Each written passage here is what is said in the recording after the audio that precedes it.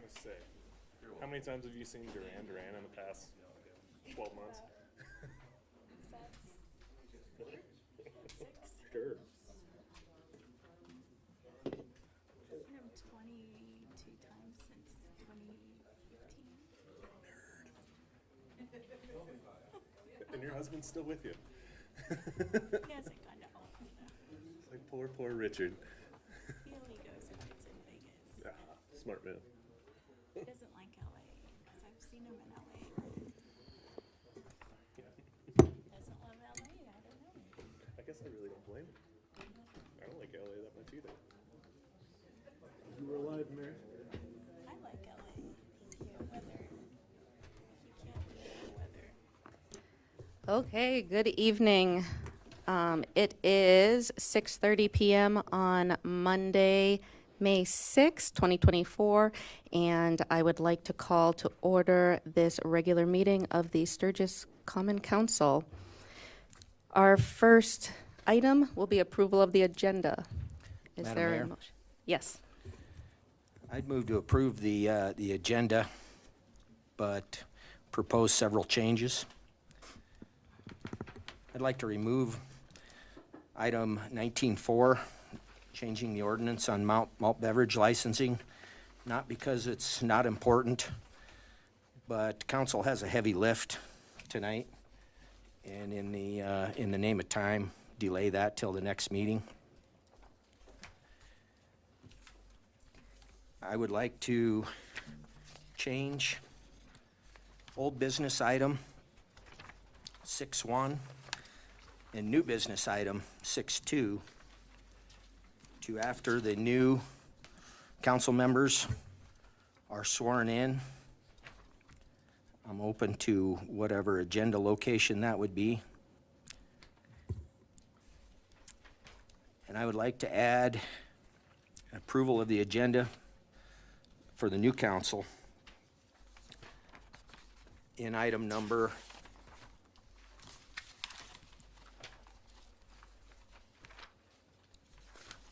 above item 18.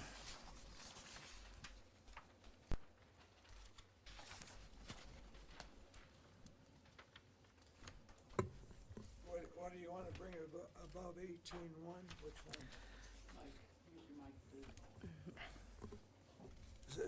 Say your last one again, Kevin. What do you want to bring before item 18-1? Approval of agenda.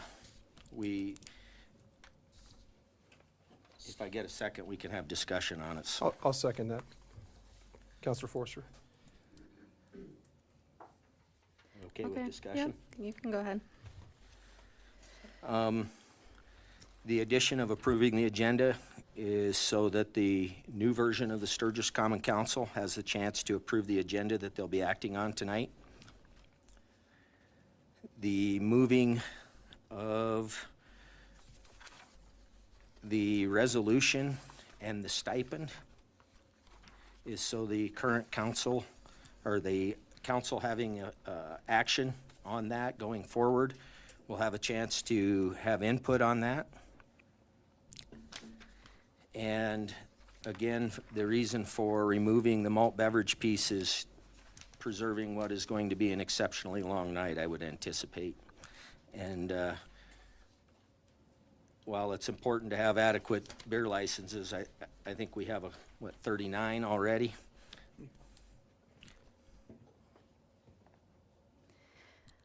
Okay, well, there is a first and second on the floor to modify tonight's agenda.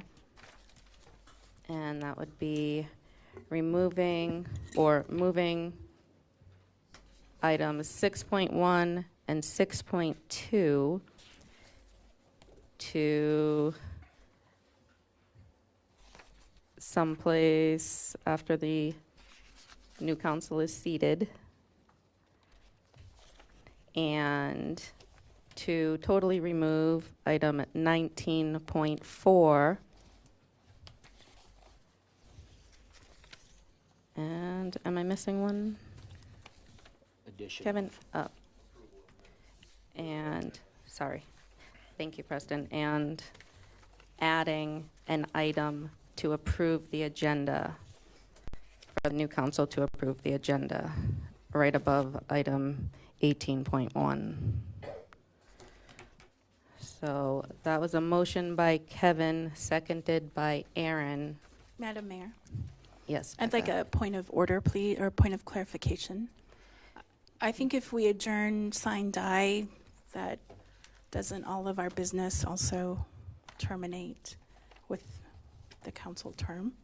I mean, that's what sign die means, correct? Yes, I believe so. Go ahead, Mr. Marshall. So we cannot move anything from the 2023-2024 council's agenda to the 2024-2025 council's agenda, if I'm correct in saying it that way. Again, may I respond? Yes. You can move certain items.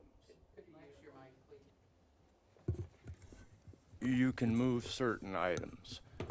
However, a motion for reconsideration must occur during the same session in which the underlying motion came before the council. If you were to move the motion for reconsideration past closing this session sign day, the underlying motion would be adopted. So by moving it, you guarantee its approval. The other items you can move. Okay. Thank dis- you, Ms. Marshall. Go ahead, Kevin. In discussion on that, can we go back to the resolution 2432 from the last meeting that failed? When it failed the vote, what did that mean when the council adjourned? That item died, did it not, per Robert's rules? No, it did not. May I respond? Yes, please do. The Sturgis City Council meets in one session comprised of 24 meetings. Closing a meeting does not close the session, and those matters may carry forward. Thank you. Hey, Madam Mayor, Did you want to change? Yes, go ahead, Aaron. it seems like we're trying to find ways to not do something instead of trying to find ways to do something. We have two resolutions that are not going to impact this council. It's going to impact the next council. So it would make sense that we would find a way for the people that are going to have to live with those decisions, have an opportunity to make, some comment and a part of those decisions. Because we're building something that's going to be that bridge from where we're at right now to whatever we end up with a change in Title VII. But the people that are going to be working at are the people sitting out in the audience right now, not several of us that are going to be done here within an hour or two. So it seems like we're trying to find ways not to do something that's right versus trying to find technicalities on trying to keep it with this current council when we're not the ones that have to live with those decisions. Madam Mayor, Yes. I think really what the question here is just the process, following Robert's rules. I mean, this is how adjournment sign die works. I think what could happen is maybe the next meeting, the new council could bring it forward again under a completely, new umbrella. The point is I don't think we can move from old business into the agenda for the Well, new if we council. table it, then it will come up in old business next meeting then. It won't though. Well, because- anytime you table it. No, because once our session as the 21 council is over, or I'm sorry, then it's done and all the business is terminated that we have And that would be on a the table. good outcome then. Then we can Yeah, allow. I don't think we're arguing whether or not Yep. we should I would say is debate if it we or not. can't- It's if we can't it's get the it in- process under Robert's rules. Right, so if we can't get in front of the council this meeting then let's take no action this meeting. It will close this session, this council, and then if they want to propose a new resolution for the next meeting, they'd be able to do that. I think that would be the most fair way to allow the people that are sitting out in the, the 4 new counselors to weigh in on this, because they're the ones that are going to have to live with this, not 3 of us that are to be off the council here tonight. I also look at this, Aaron, as your session is not done that you were sworn in for. And so you are still here to take care of old business. And so you were elected to that spot. And I mean, I would think that you can make decisions. And all the decisions that we've made as this council are decisions that the new council will have to handle. So I don't see this as being any different. Is there any further discussion on this? Madam Mayor, I have an additional point of clarification then. So, per Robert's rules, there's a method for bringing a question before the assembly again. Before we vote on this, can we have some clarification on what that is? Because my read of Robert's rules is a simple motion to amend something previously adopted. Mr. Marshall, would you have any input into that? Madam Mayor, you are the judge of Robert's Rules of Order.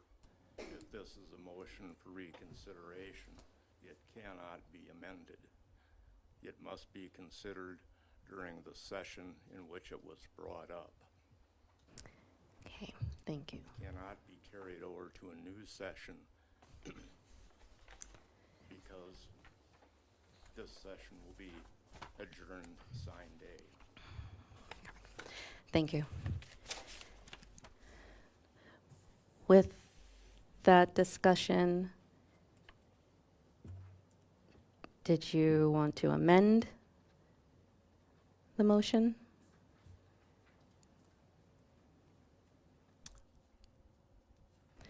I do If it, not. I'm sorry, because if it passes, then it would be pretty much automatically approved under the new session.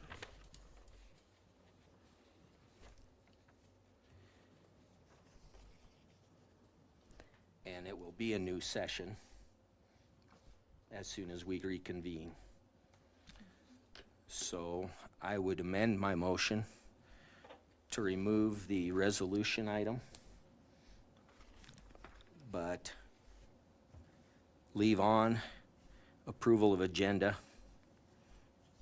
in the new council formation, and remove the malt beverage discussion. Okay, and I'm sorry for my clarification. So you want to leave then 6.1 and 6.2? Well, 6.2 should go automatically. That was never considered at the last meeting, so that's new business anyway.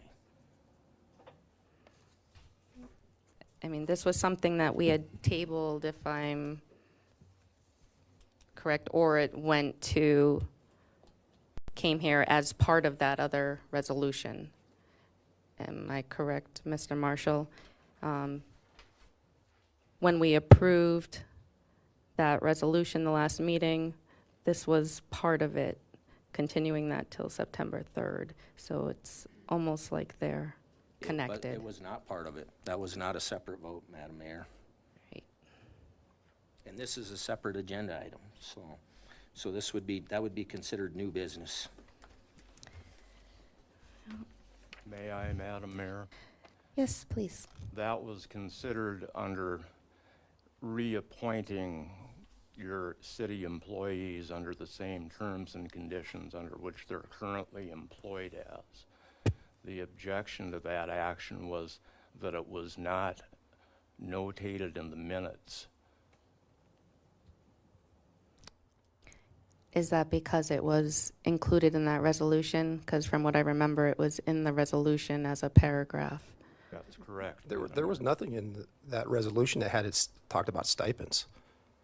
It talked It's- about appointing a management team, but it didn't say anything about stipends. It said everything would continue as it has been. But it Which hasn't. would, We have tabled that several times to have discussions, because we didn't have 100% consensus that we would continue on with those stipends. That's why it's been a separate item, since the first part of January. But it was included in that resolution Didn't as say- a paragraph. Okay, We can, that's not how Pull it I up. interpret it.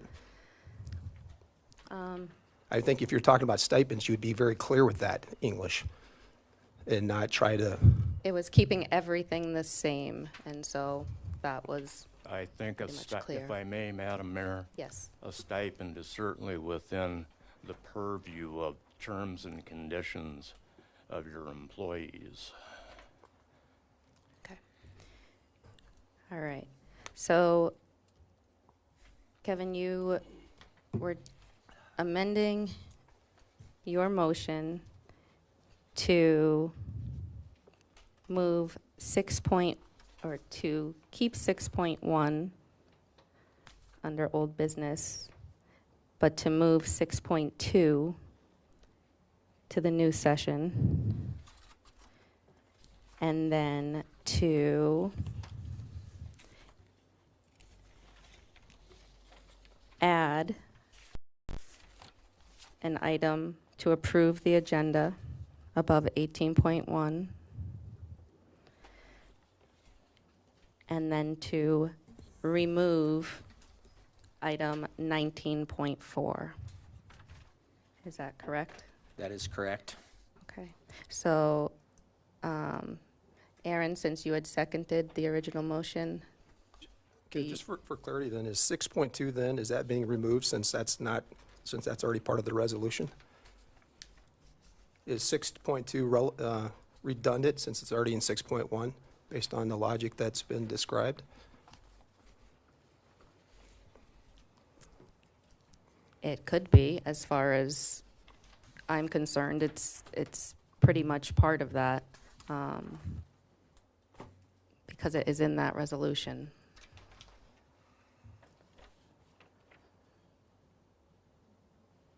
So what's the change then to the agenda? Just for clarity.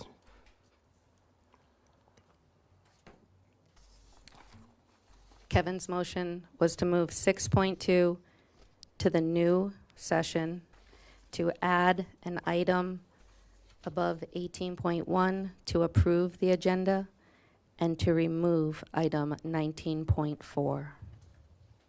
Okay, and that's as amended? That is his amended Okay, I'll second. motion. All right. Is there any discussion on the amended motion?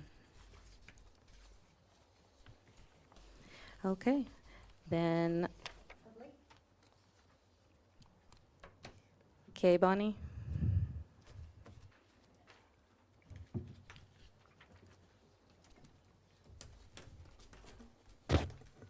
Okay, understand that you can't move those just under the issue of approving the agenda.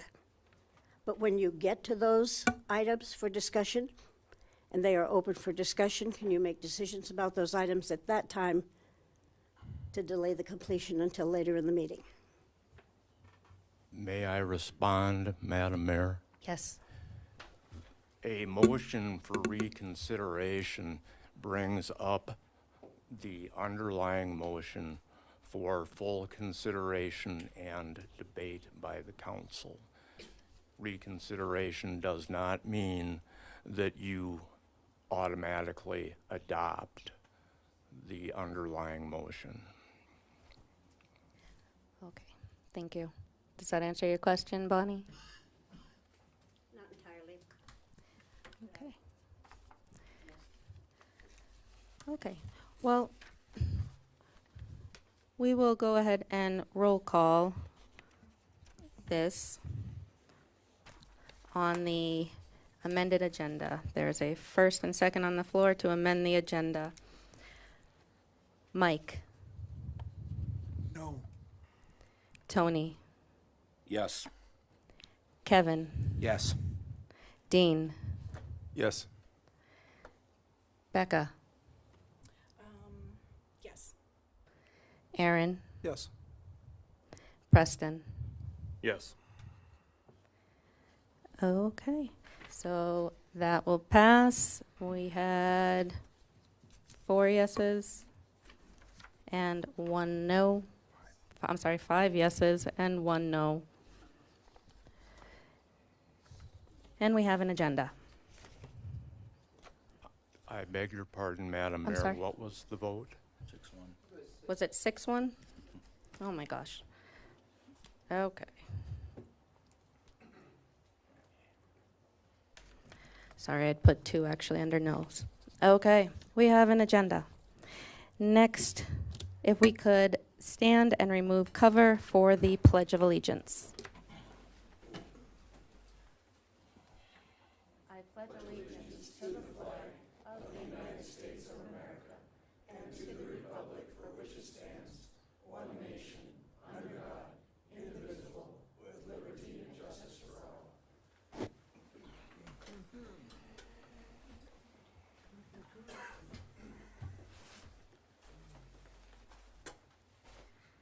Okay. And next item would be announcements and praise.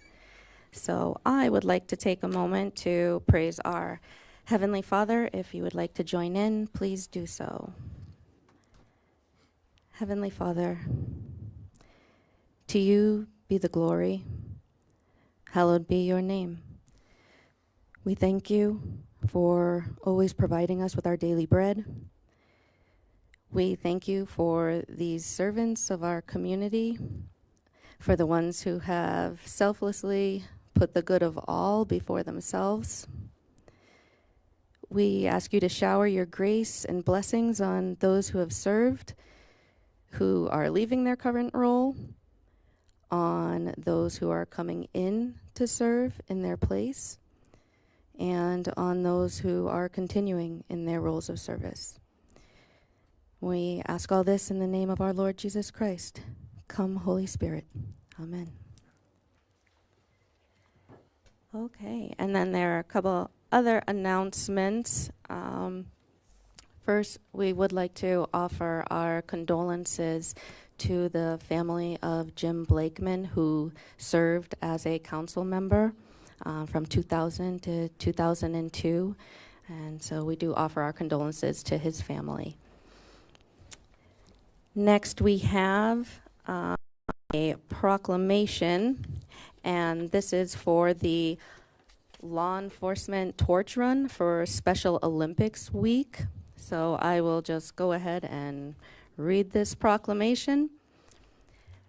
Whereas the South Dakota Law Enforcement Torch Run is a grassroots fundraising campaign to raise awareness and funds for the Special Olympics South Dakota programs. And whereas the Special Olympics program is a year-round athletic competition in which over 2,750 individuals with disabilities from South Dakota compete in various athletic events.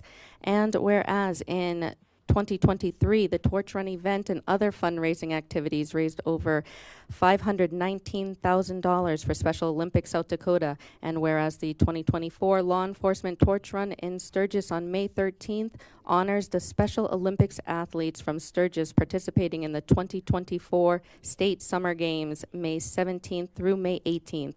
And whereas a core group of runners from around the state will finish at the game's opening ceremony in Vermillion, South Dakota on Thursday, May 16th, 2024. Now, therefore, I, Angela Wilkerson, Mayor of the City of Sturgis, South Dakota, do hereby proclaim the week of May 13th through May 17th, 2024 as Law Enforcement Torch Run for Special Olympics South Dakota Week. And so I would encourage everyone to get out and watch that if you can and be a part of it. It's usually something great to be a part of. So, next is another proclamation. And this one is for our EMS week. And that is coming up here shortly.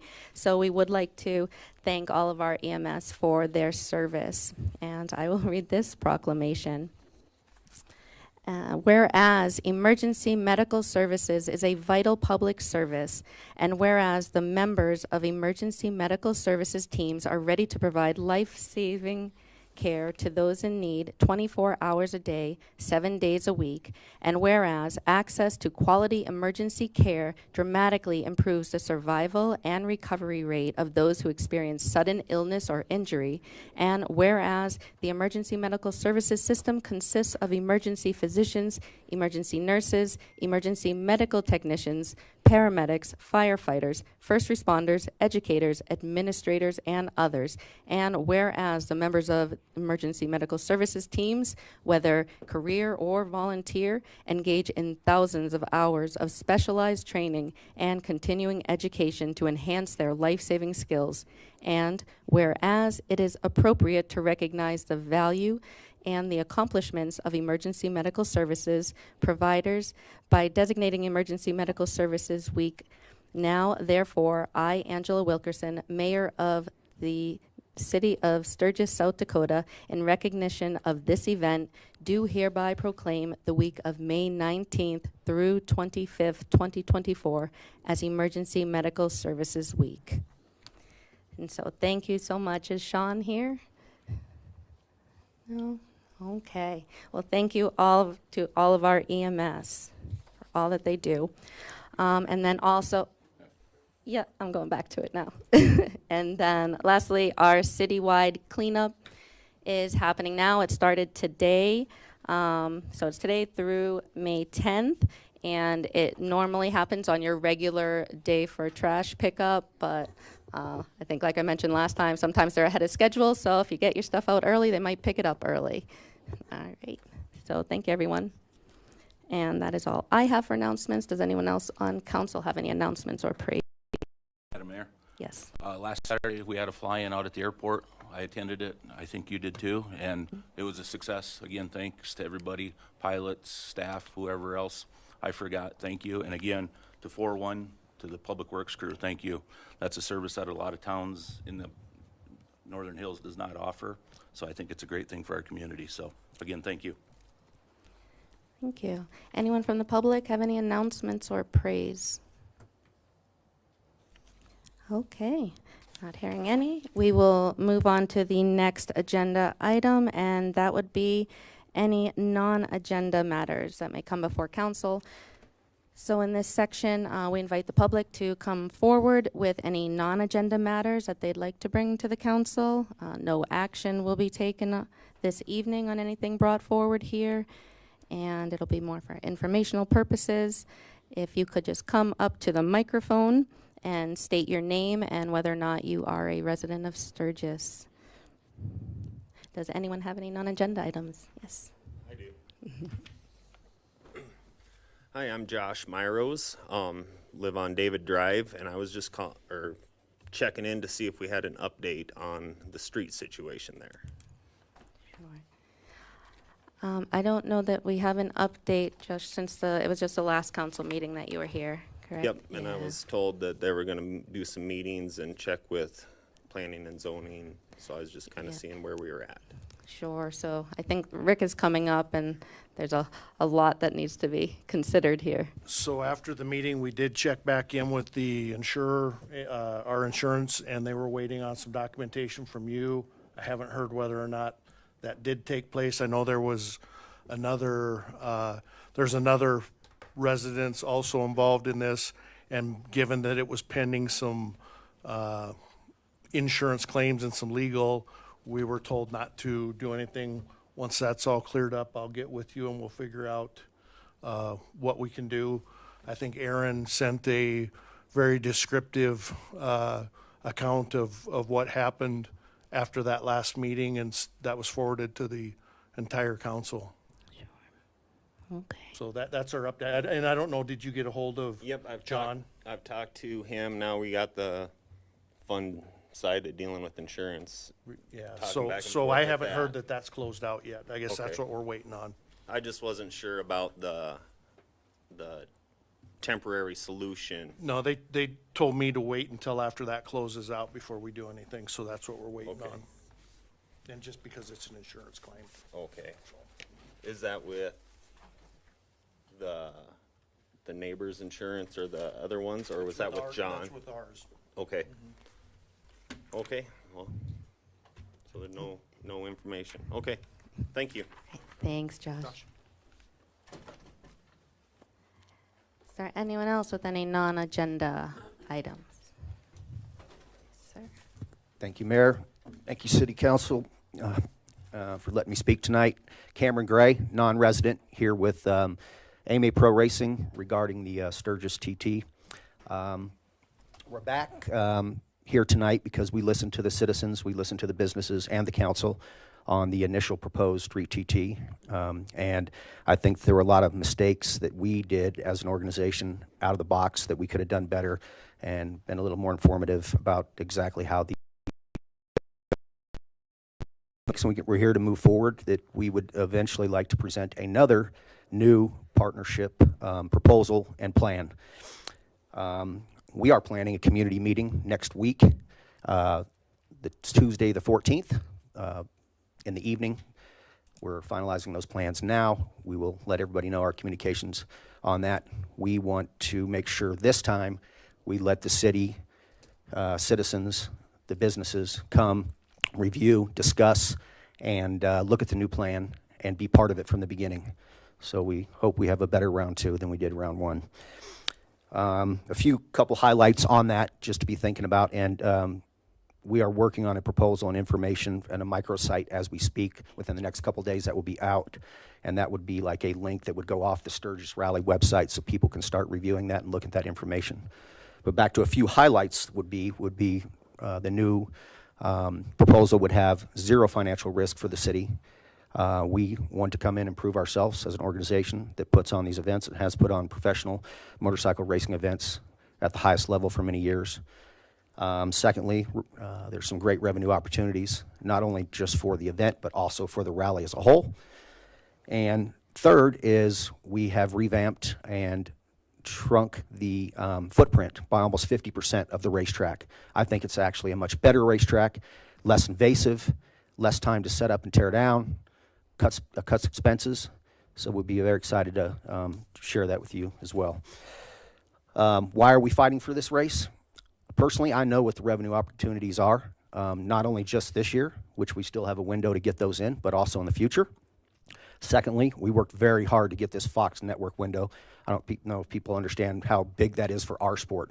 That puts us on par to get viewership in the numbers of our big brother NASCAR on that Saturday, August 17th at that 2 p.m. prime time. So that will be huge as well. And then lastly would be the adventure trackers. Adventure bikes is the #1 segment and fastest growing and has been for the last couple years in two-wheel racing.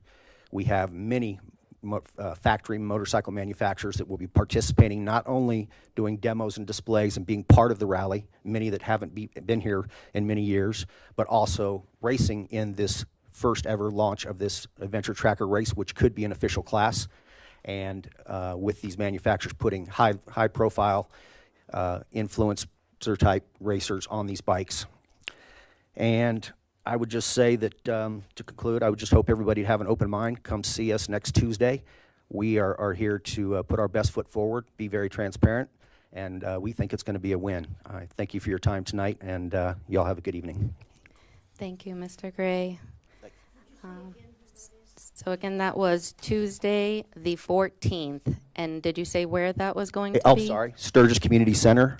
We're slated for 6 to 8 p.m. I'm working on finalizing that tomorrow. Okay, so Tuesday, the 14th, 6 to 8 p.m. at the community center. If you want to be a part of hearing about the new race proposal and be a part of getting that to where it works well for everyone. Thank you. Sorry, I'm Cameron Gray. I'm with AMA Pro Racing, which is the racing series. I manage and oversee all partnerships for that and our in-house event promotion company, AFT Events. Thank you. Thank you, everybody. Okay. Anyone else with any non-agenda matters?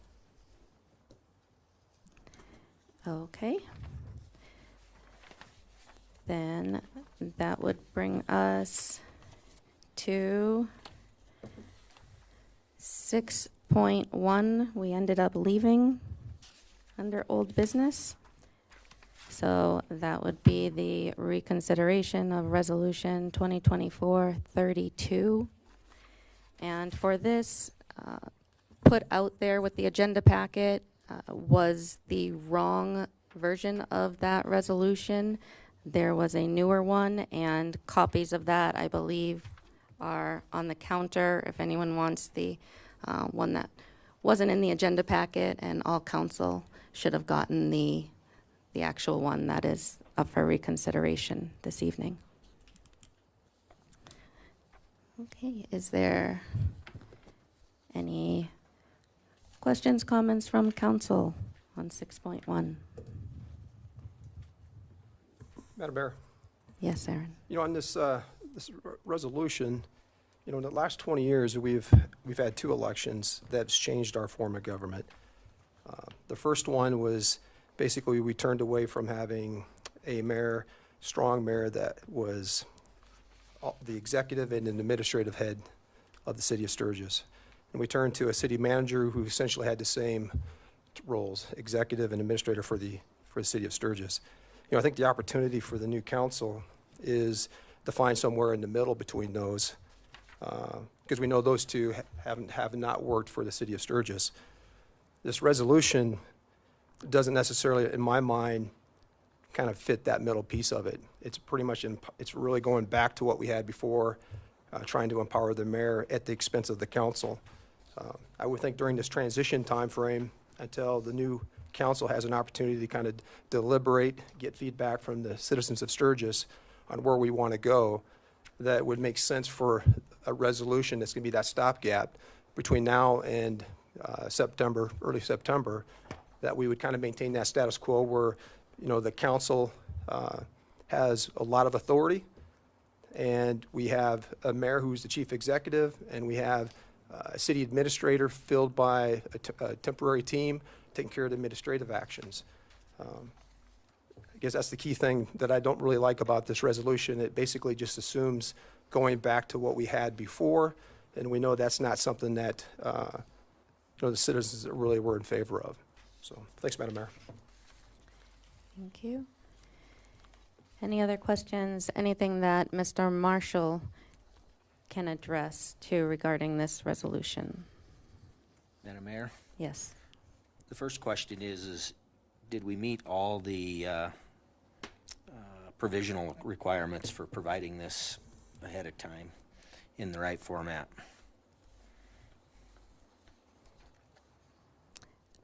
I believe all we need to put out there, are you talking about as far as the agenda, posting the agenda? Posting the agenda with the correct attachments. Okay, well, the agenda was posted with stating which resolution we were reconsidering. I don't know that the attachment would make us not be meeting that requirement, Mr. Marshall, as far as our requirements to post. I believe that sufficient notice was provided by publishing the agenda for time. The resolution as adopted on April 15th is a matter of record. I do not believe the error in attachment impacts your ability to consider the motion for reconsideration. Thank you. You know, the content changed quite a bit between what was posted on Thursday, Friday, and what was provided for hard copies tonight. I mean, the resolution number didn't change, but the information, the context of that resolution did change. And, you know, the people of Sturgis have an opportunity to review that. I mean, until they got here and found out that there was a different resolution that was placed. The resolution was passed at the last meeting, so, and that's the resolution that this was referring to. So that resolution was as Mr. Marshall said, it was in the minutes and it was in the last agenda packet. So But I I'm thought- referring to that resolution. Again, going by process, as I understand it, when you post an agenda, you post it out, that Thursday or Friday before. And if you're going to have significant changes, I'm not sure if that's something, on the day of the meeting, actually at the meeting, necessarily suffice that process of an open meeting and having the people in our community have an opportunity to review, not just the title number, because this was the resolution that we initially talked about back in early April. And I saw it, and I was thinking, oh, we're making a change. We're going back to what we started with. So again, how do we go forward on an agenda item that wasn't necessarily part of that packet? It was in the minutes from the last meeting. I mean, I guess I'm not sure why you would think that that's not providing notice, but is there any further discussion from council? Any other questions?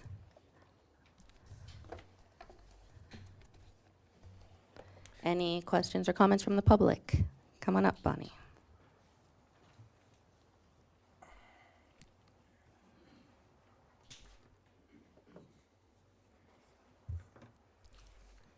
I'm having trouble understanding how you could say to Aaron, I don't see how you could think that.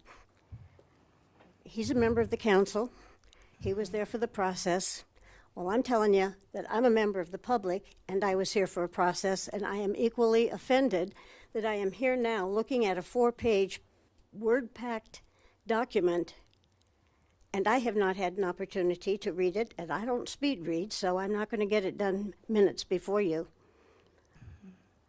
I think it's a foul.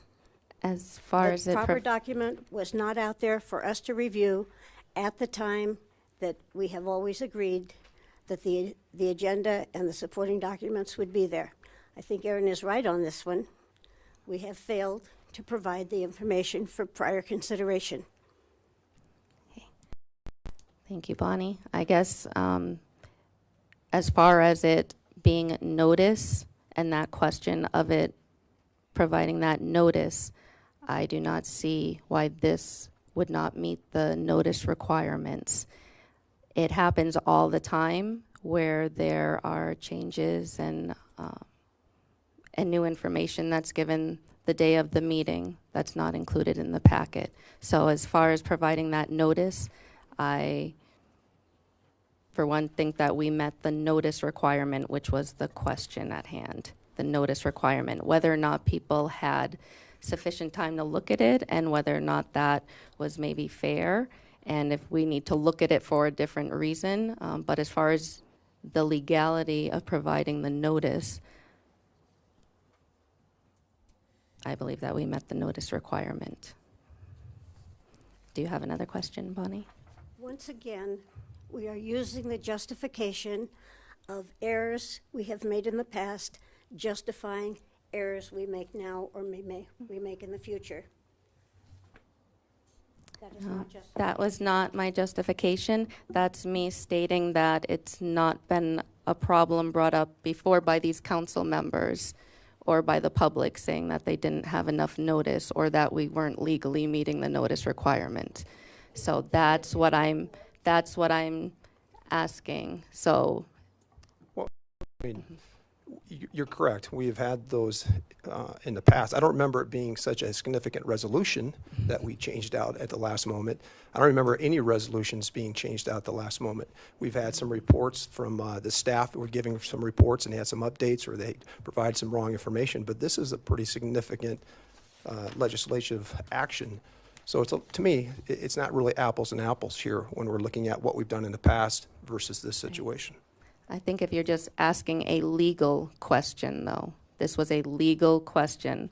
Councilor Forrester asked if we legally provided the notice that we needed to. And I was addressing that and that only. So if there would be any other discussion on this, I would welcome any other discussion. Yes, madam. Yes. The staff report on this indicates that primarily what we're looking at is maintaining by swapping arbitrarily mayor anywhere in ordinances, policies, and contracts with mayor.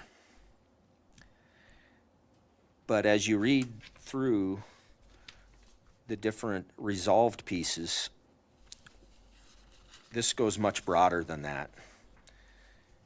It includes a wholesale change to many things that are set in Title VII. Basically, the chain of command. And can somebody clearly spell that out for me? May I, Madam Mayor? Yes. The question now is whether you should reconsider that resolution, not whether you should adopt it. Those are two separate questions. And discussion on the merits of Resolution 2024-32 should only take place after you decide to reconsider. If you decide not to reconsider, there is no need for that discussion.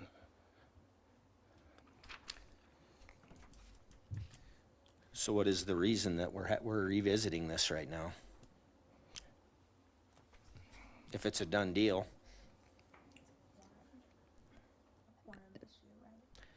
Yeah, it's May I I believe address so. that Yes, as Mr. well? Marshall, please. The reason to address it is to correct an error that took place and give you an opportunity to consider the merits of the motion and have the motion decided by a properly constituted council under a properly conducted vote. You may do as you see fit with either motion.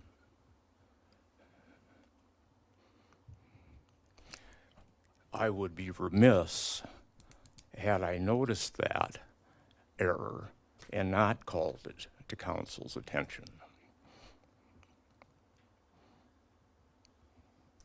Well, I thought that's why we had legal and finance to review these beforehand, but that's a separate subject for us to discuss about process and accuracy.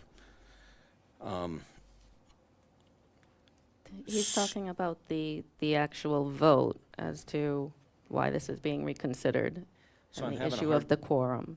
I'm having a hard time understanding. I'm told on one hand it passed last time, but we did not have the proper majority to make it happen. And now we're saying that it passed as well. So we kind of seem to be talking out of both sides of our mouth on this subject.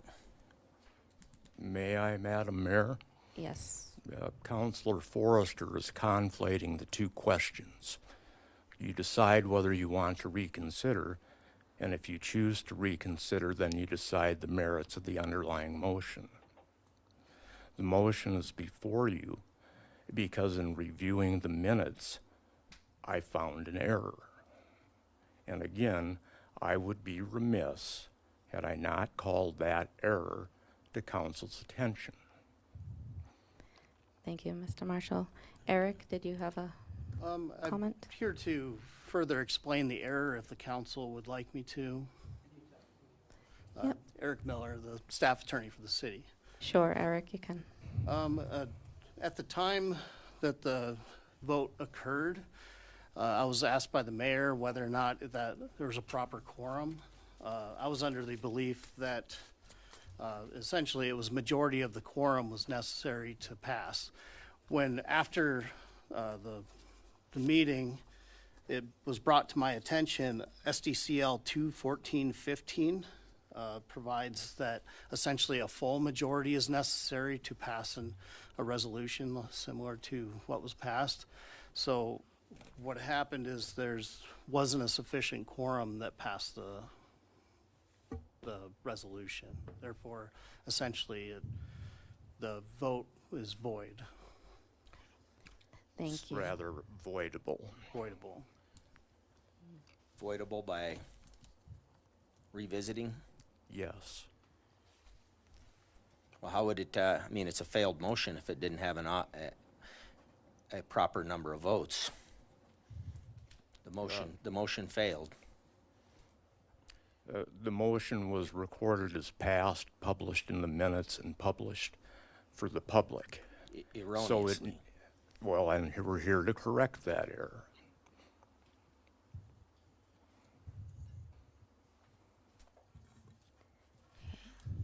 Well, in The- order to completely correct it, we need to call it back completely.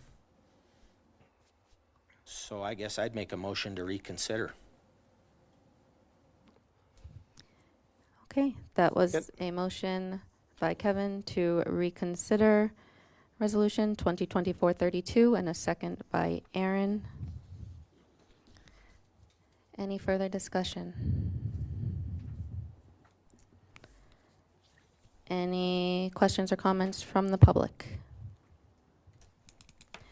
Okay, all the, what constitutes an appropriate quorum, and what percentage of that constitutes a pass?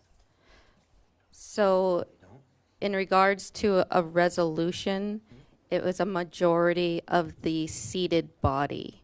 So, which would have been a majority there were 8 of us. And I believe someone was absent the last meeting, right? Was it Mike that was out? Okay, so someone was missing, which meant there were only 7 of us here. So we just went with the majority, which was 4 of the 7. But when in fact, to pass a resolution, we needed the majority of the full seated body. So we would have needed 5 votes to pass it. Thank you. You're welcome. Yes. Name's Jesse Huck. I'm a Sturgis resident and a voting Sturgis resident. I'd like to point out to all of you guys, it's been a long, hard year for everybody. We need to make sure we proceed forward with government and not getting hung up on trying to identify all these little things that are catching us up. We're a community and we all care about each other and we all want a strong community in Sturgis. Let's make sure and lead it that way. Thank you. Okay. I will go ahead and roll call this reconsideration of Resolution 2024-32. Preston, Yes. Aaron, Yes. Becca. Yes. Dean, Yes. Kevin, Yes. Tony, Yes. and Mike. Yes. Okay, so that passed unanimously to reconsider that. And I guess procedurally, is that reconsideration? Yeah, well, if I may, Yes, please. you have voted to reconsider the motion. Now, if someone moves to adopt the underlying resolution and there's a second on that motion, you can consider it in full. Is this something that has to stay in old business? Yes. In my opinion, yes. Question, Yes, do we need a supermajority? yep. So we would need the 5. No, that is not correct. We don't, After you had the vote on that motion, you canvassed the ballots. And you now have correct. an aldermanic form of government in which the mayor is a member of the city council, but no longer has the rights and duties of a council person. So now you have 7 aldermen. The majority to constitute a quorum is 4, and the majority to pass an ordinance or resolution is 4. Okay, so now we need 4, since our everything changed since our last meeting. Okay. Will that change again when the vacant seat is filled? May I? Yes. I'm sorry, Mr. Forrester, I didn't hear your question. You indicated we were a council of 7. I assume that's because we have a vacant seat out of Ward 1, which will be filled later this evening. So how does that change? When you adjourn sign day, this session is over.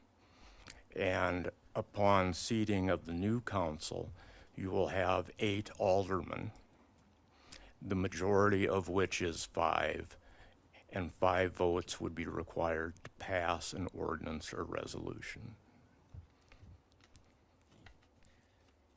So for right now, in this session, we would need 4.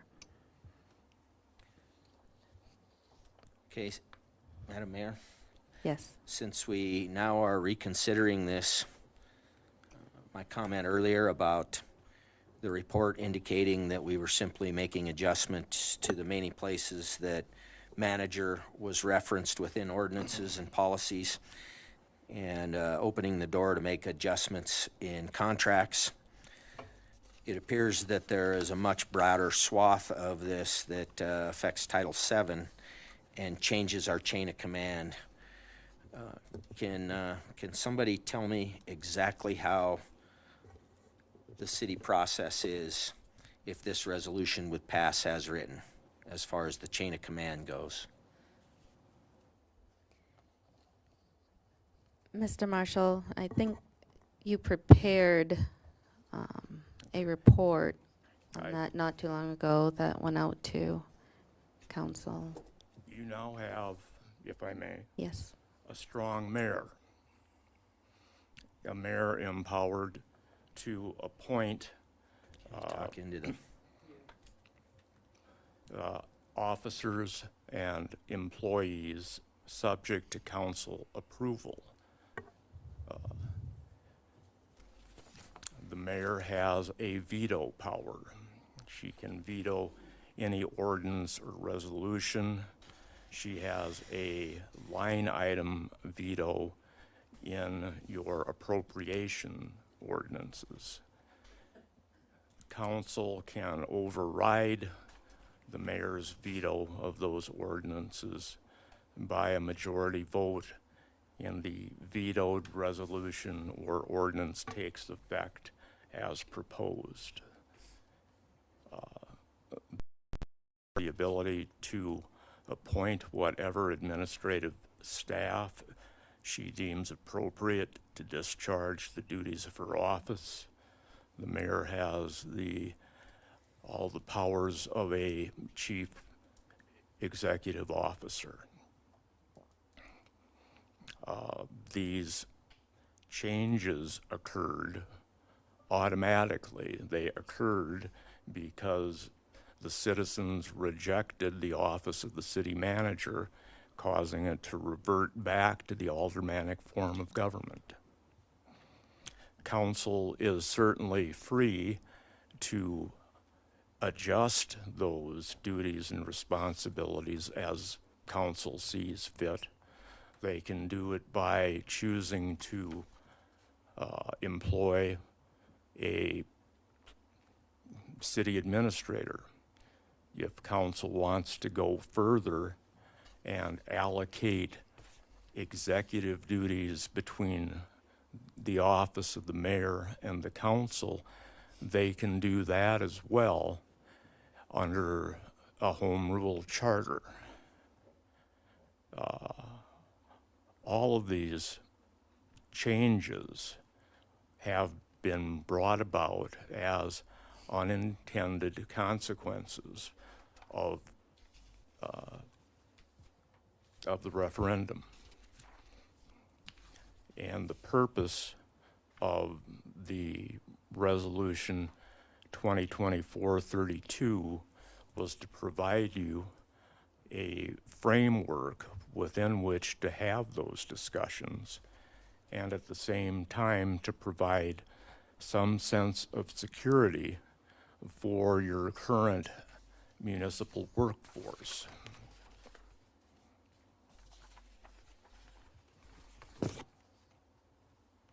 Does that answer your question, Kevin? Not necessarily. So what you're saying is we have negated all of the sections on Title VII that indicate appointed officials are responsible to the city council and migrated all of that to the mayor. That is correct. All of those individuals are now at-will employees who serve at the pleasure of the mayor. Unless acted upon otherwise I by do- ordinance or resolution. By appropriate ordinance or resolution. How does SDCL 914-23 apply? I don't have that statute at my fingertips, Councilor Forrester. Well, that piece indicates that, some employees work for the council, in my read of that. Well, The concern is that council needs legal representation for one thing, and council would not have that under this resolution in its current format.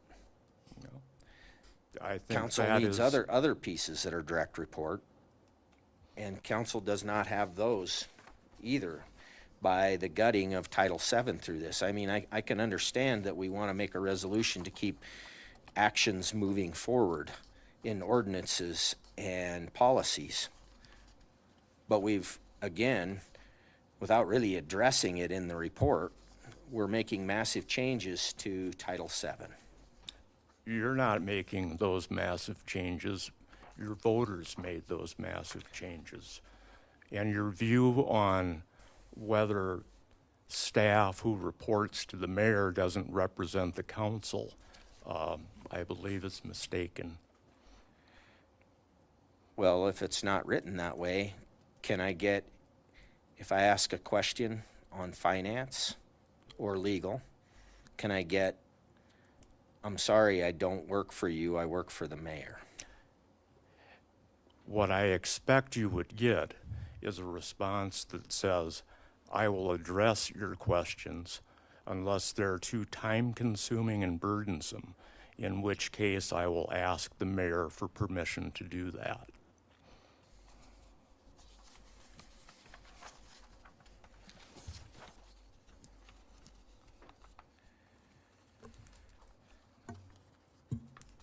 If we were to propose some changes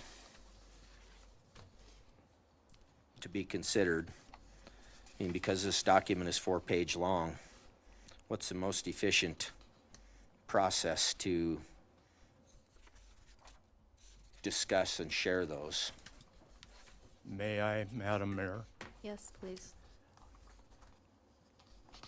If you want to design a form of government that satisfies the concerns of council members, my suggestion would be that you appoint a blue ribbon committee comprised of council members, concerned citizens, and whomever you would like to consider whether the city would be better governed under a home rule charter as opposed to an aldermanic form of government with a city administrator. Because the changes you have discussed concerning the allocation of the duties between the mayor and council may not be possible by having an aldermanic form of government employing a city administrator. Madam Mayor, Yes, I think at the heart of the question of this is our form of government was changed. And so that is dictated to us by South Dakota Law 9-14-3, appointment of officers. It says each appointed officer of a municipality governed by a mayor and common council shall be appointed by the mayor with the approval of the council. And so I think that right there lays out the process of what, in our previous form of government, we had the 4 officers that reported to the council, but that's now different. But I think we also need to look at, you know, the resolution that we have on the table right now. I look at this as it was kind of a different phases. So this resolution was to get us through the next 6 months. And it was going to be the new council that looked at, you know, exactly what strong mayor mean. I mean, they were going to really put the picture together. And we were just going to pass, you know, a temporary hold. So things could be, checks could be signed and you know, we could keep the ship moving forward. So, but I think it's important to remember that everything that we now, I mean, everything that this city, the council does is dictated to us by codified law. That's really what is our guidepost for this.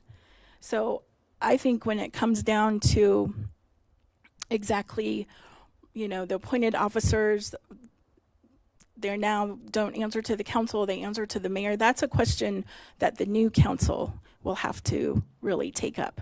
And that should be a discussion, I think, held for them. Because the way I look at it, this was a first phase of several. Thank you.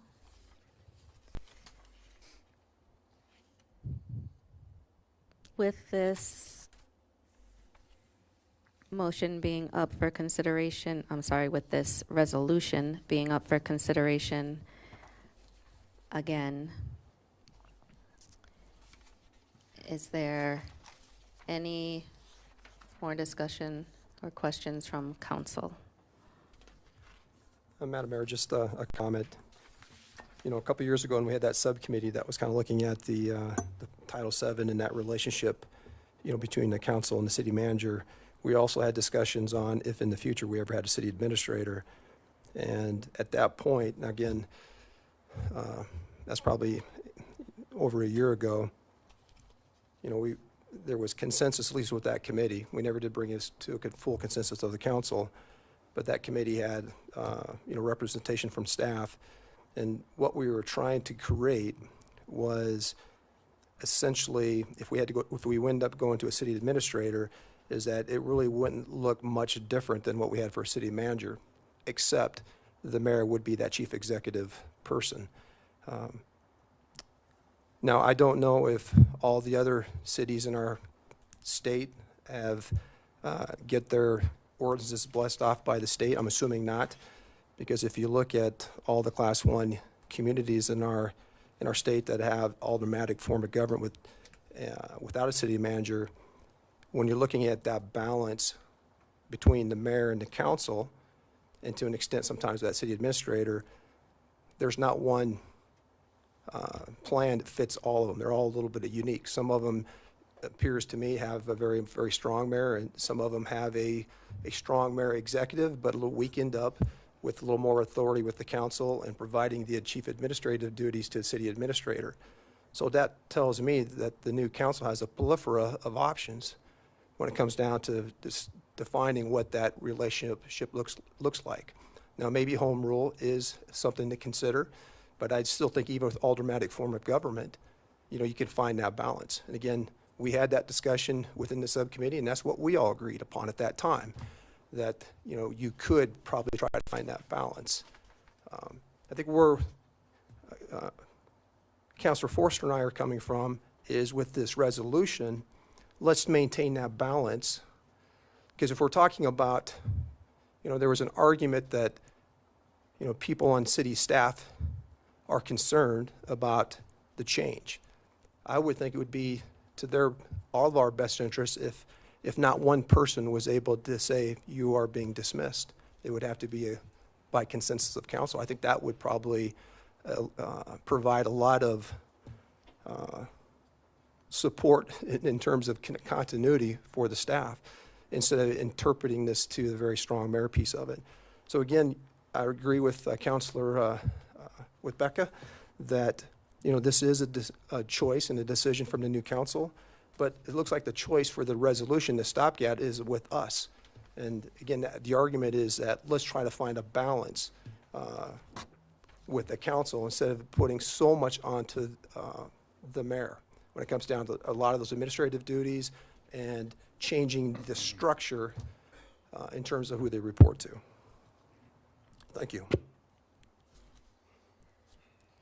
Is there a motion?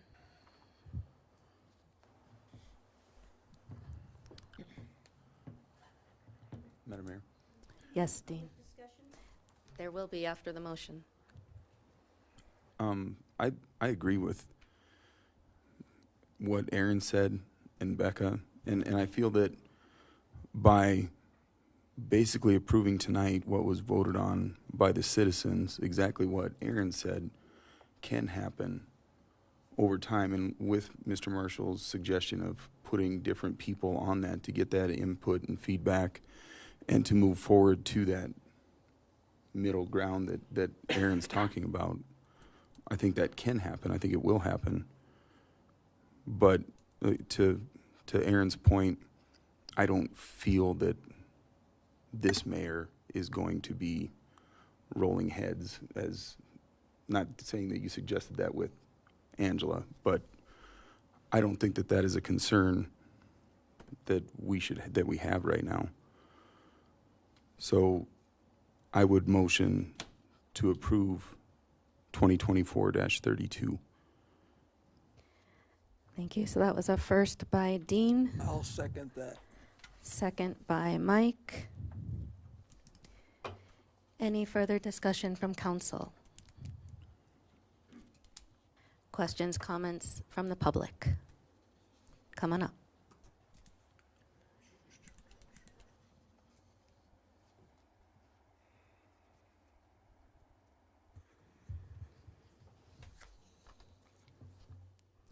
It seems to me that we are again in the middle of decision-making without enough understanding of the full dimension of the issue at hand. Our public voted not to have a city manager. They did not vote to have a city administrator. And this resolution comes forward as those are the only two choices. I don't know what the hurry is to change the wording from city manager to mayor at this point when we have already defined the functions of the city manager as being carried out by the administrative team. So if things are left alone and we don't go in and change the wording, what we have is our administrative team carrying out the functions that the city manager would have done, but we do not have a city manager, is what our public said they did not want. Why do we need to reword this into something that needs further explanation? You put mayor in there, and then you raise all kinds of questions of what is the range of authority? What does that mean? What's that going to do? I think you're walking right into quicksand. And I don't understand why we are in such a rush to tie this up. I think Kevin has legitimate questions and concerns. I think Aaron has expressed it clearly. Dean, I agree with what you're saying, except I don't think it's harmless to move forward and take this action. I think it's going to create more problems. And I don't see why what you've done already doesn't stand.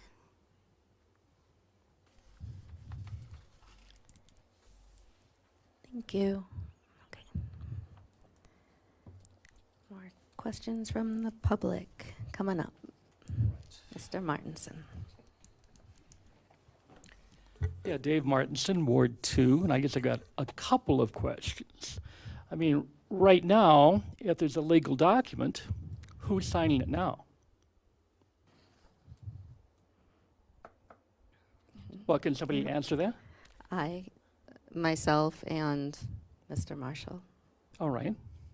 Can answer the question. Sure. Council has delegated signing authority for certain agreements to certain staff members. Overall, signing authority resides in the mayor, subject to certain limitations. For example, rally leases at the Armory have been delegated to Public Works Director Bush. Other signing resolutions have been adopted. So the authority to sign those documents exists. From a legal standpoint, since on a lot of these documents, it says city manager, is that a problem? As far as from a legal standpoint of having it be city manager right now and having the mayor and other people signing? Yes, because the person, if the ordinance or resolution says city manager, it should be the city manager. This is to eliminate that problem in the interim.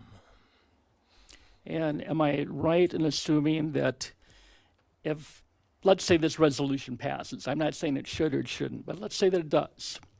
And then that's where we're at. Now, as time goes on, let's say a month or two down the line, or let's say in September, a city administrator is hired. Then would there be any problem removing, let's say, mayor from the city documents and just simply putting city administrator in there? May I, Madam Yes, Mayor? please. I think the underlining issue, Mr. Martinson, is many of the instances, 181 in ordinance and 156, if I remember correctly, in policy, require policy decisions about whether those duties should be allocated to the mayor or delegated to a city manager. And the impetus for the resolution was to drive a consideration of those policy choices, at the same time providing a degree of continuity until those policy decisions could be made with thoughtful consideration. All right, thank you. I guess I only have one more question, and that is as far as people that are staff members, I mean, what the resolution is saying is basically saying that you can hire or fire people. I mean, that's what the resolution is saying. Am I correct on that as far as the mayor's responsibilities on the staff? That is correct. Okay. At the same time, taking that into consideration, does she have to, or would she consult with the city council on those decisions? May I digress for just a moment? All right. And call some history to your attention. And that was back when Beverly Lynn was your finance officer and Mayor Patterson was the mayor. And there came a kerfuffle, and the finance officer was fired by the mayor without consideration of city policy or the fact that the city finance officer had a one-year appointment. The South Dakota Supreme Court held that the ability to hire and fire city employees under the aldermanic form of government is vested in the mayor.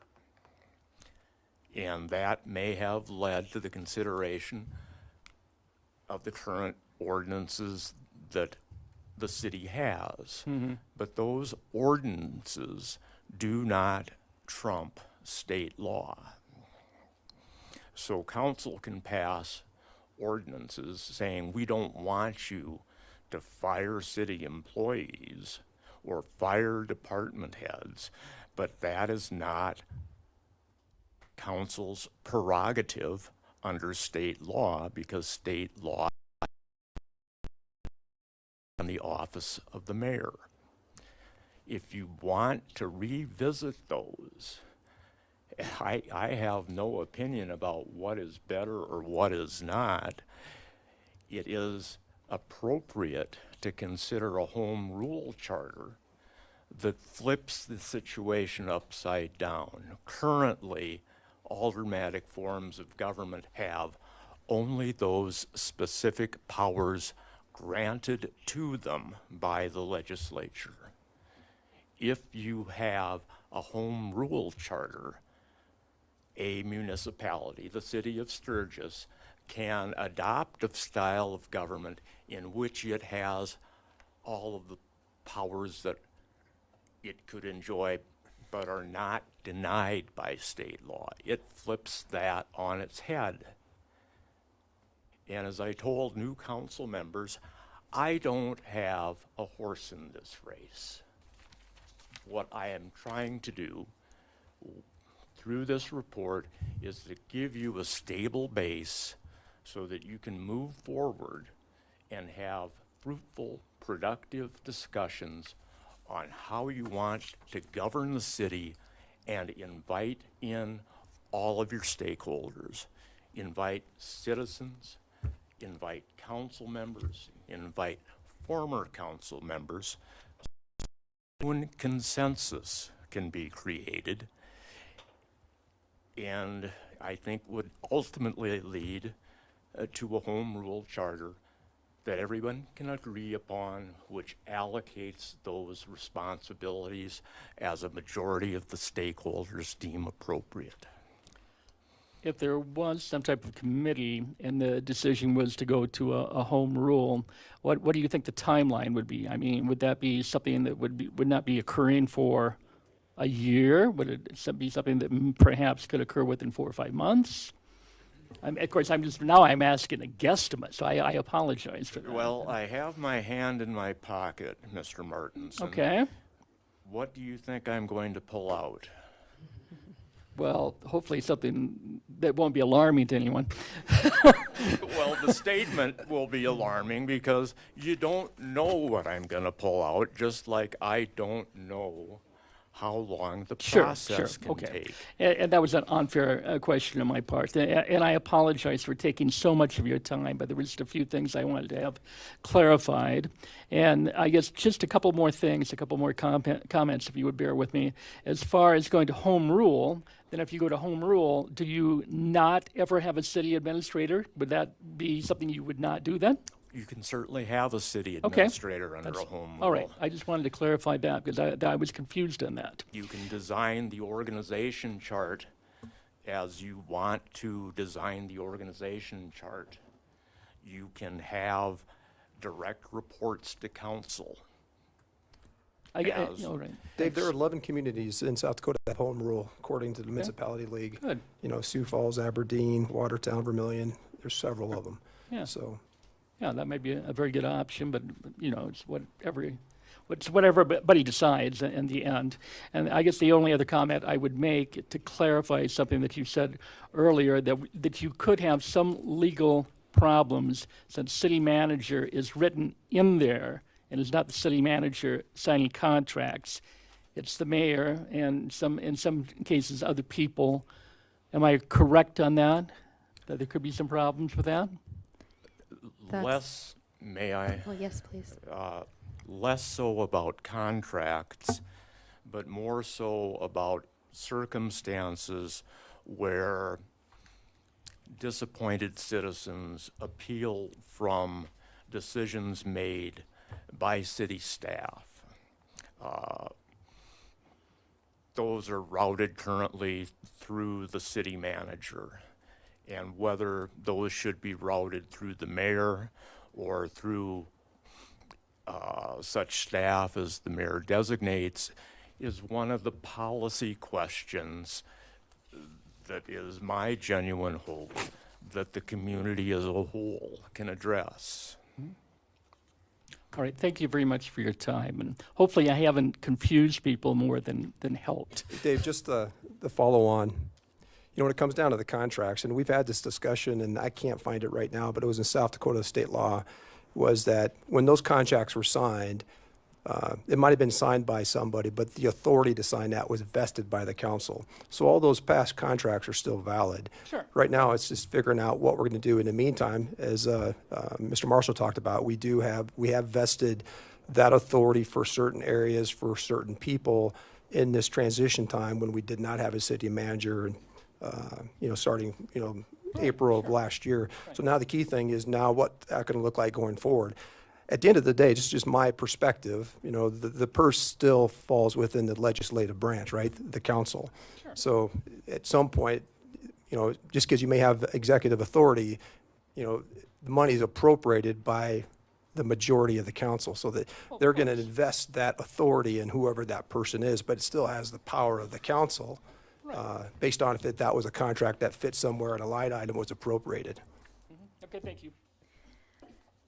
Okay, thank you, Ms. Martinson.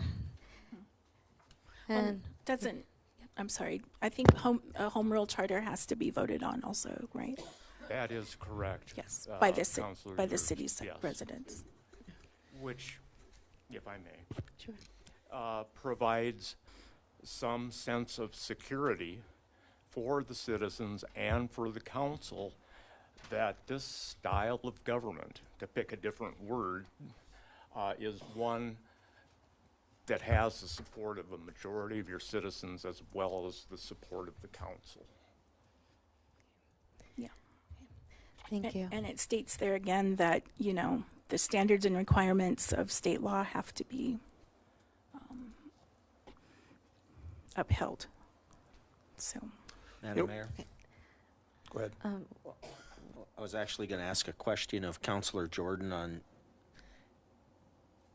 how some of these other communities you mentioned earlier in the discussion about some communities having a different level of executive versus legislative, executive versus administrative distribution.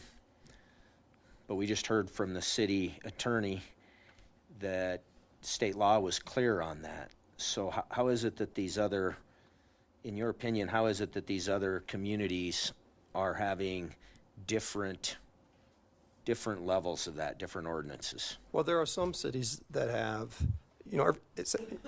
every city has, if you're going to hire somebody, the mayor appoints with approval of the council. There are a few that have, the council also has to approve the removal.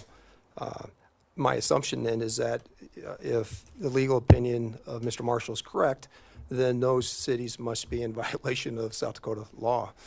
Or have a home rule charter. Well, I didn't look at the homeroom charter ones. I just looked at I looked at the cities that were like us, that were going to be like us. So again, but I'm not saying that what they did was, the only thing that sometimes I question on this is that it says in South Dakota law, or other by, you made the comment, what was that term, by, or other, unless it's stated somewhere else. Now, is that stated somewhere else, somewhere in state law? Or is that somewhere else that's outside of state law in the city ordinance? That's the part that I don't necessarily have a complete understanding on.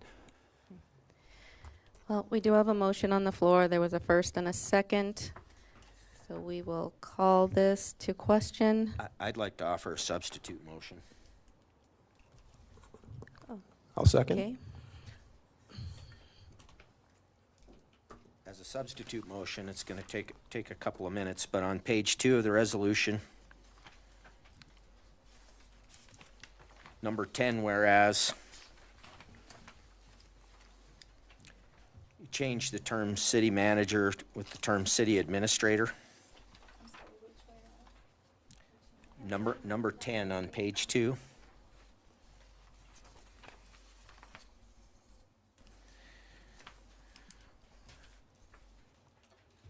No.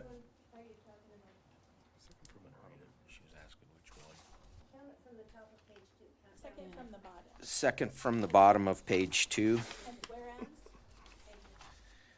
On page 3. Second from the top.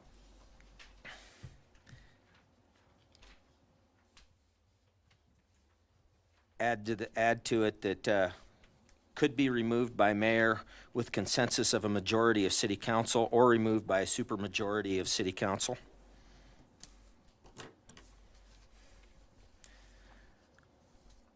Strike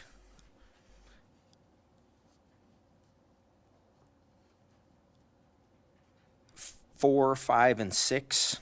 The 4, 5, and 6 whereas on page 3.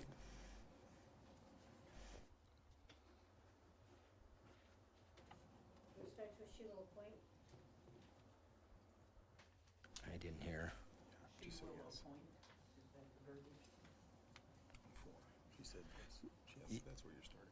Yeah, where he started is, whereas the mayor has indicated that she will appoint. The second one under that, number 5, is whereas the mayor believes. Number 6, whereas it is in the best interest of the the citizens of Sturgis. I'm sorry, can you repeat that? Second paragraph, page 2. Actually, it'd be page Page 15 of your packet.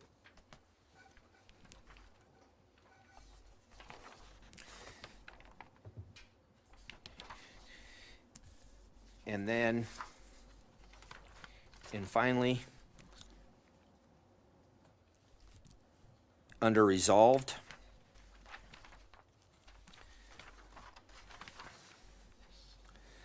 the last item on page 3, strike completely. Resolved that the city finance officer, the city attorney, and the director of communication and outreach. And add, resolve that for the period when city administrator is not employed, the duties and responsibilities of the city administrator will be carried out by 3 department heads to include Director of Administrative Services, Director of Public Works, and the Chief of Police. I believe the motion is out of order, Madam Mayor, because it impinges on the authority of your office that are granted to you by the state of South Dakota and under the current form of government are not subject to allocation elsewhere. To do that, you need a home rule charter.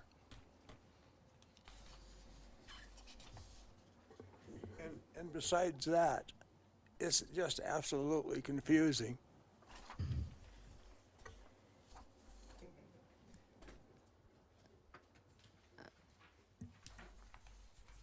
Okay.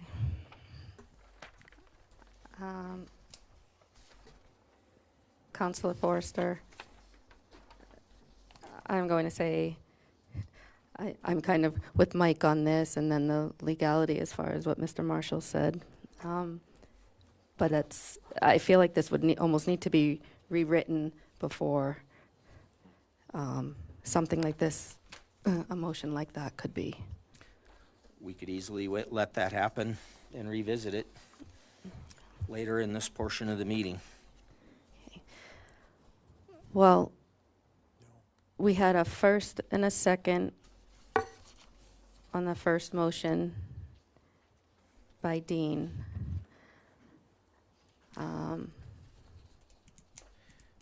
We also had a That's- first and a second on the amendment. You hadn't finished saying what your motion was. I second it. He hadn't even finished saying what I his knew what motion he was going was. to talk about. Okay, well then, So, I mean, a second is a second. I mean, Well, maybe You- if you- Aaron, maybe you better tell the rest of us. yeah. Enlighten me. I mean, I'm going to call that second motion out of order. I mean, strictly for that. I mean, you hadn't even finished saying what your motion was going to be, Councilor Forrester. And as far as what Mr. Marshall said, taking things out of a resolution that are granted by state law, I'm not sure where that would leave us. I would call to question the initial motion. Right.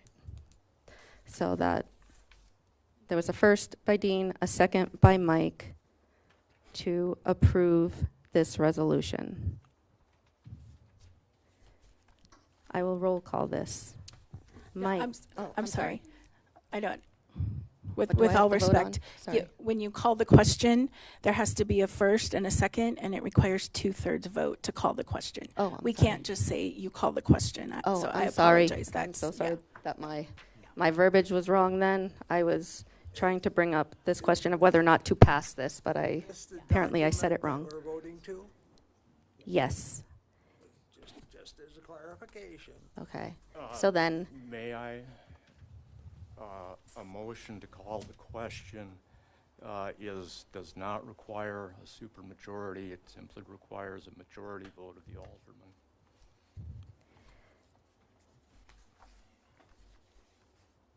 I am sure. I think it's 2/3. 2/3 needs to pass for a call of the question. I'm fairly certain. Happily or somewhere. Disagree, Councilor Zares. I'm not sure I said the right thing then when calling it to question. I just wanted to bring it back up, the first motion. So, and for everyone to know that that was what was being brought up. And so that is not calling it to question. So it's just voting on it. I don't want there to be any confusion. It was not then called to question. It was just voting on this. Who made the motion, who seconded it, and can you state the motion? Yes, the motion was by Dean. There was a first by Dean to pass Resolution 2024-32. There was a second by Mike. And then we had more discussion and discussion from the public. And now we are ready to vote on that. So I will start with Mike. Yes. Tony. Nope. Kevin. No. Dean. Yes. Becca. Yes. Aaron. No. And Preston. Yes. Okay, that was 4 yeses, got it that time, and 3 noes. And that would be considered a majority of the seated body, because currently we have 7 aldermen, correct? That is correct, Madam Mayor. Okay. Then that resolution 2024-32 passes.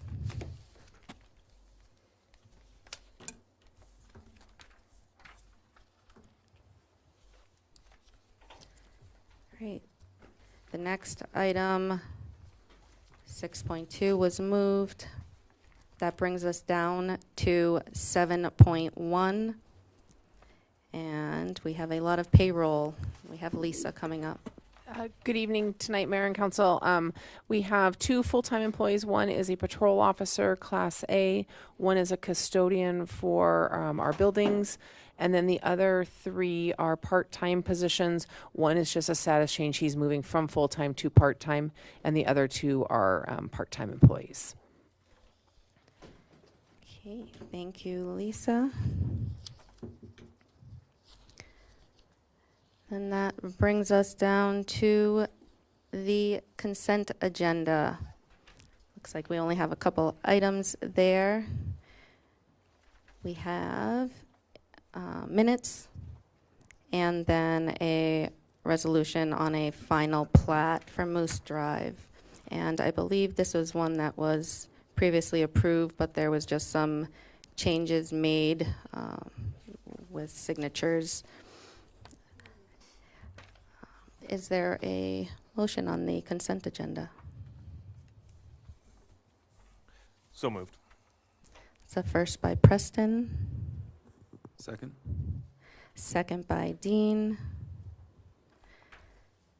Any discussion? Okay. All those in favor of passing the consent agenda, please indicate by stating yes. Yes. Yes. Those opposed with a no.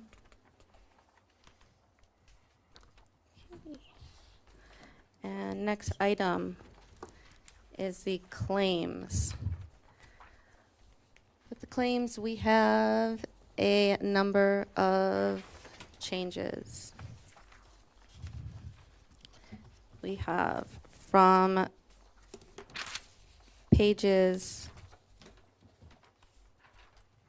5, or on pages 5 and 6, I believe there are 19 different items that will be pulled from these claims. And I believe that's a total of $19,700 being taken off, if I'm correct, Adam. And then on page 7, there is an item for $1,400 being taken off as well. And I'm sorry? Yep. So there is, are there copies of that? No. Okay.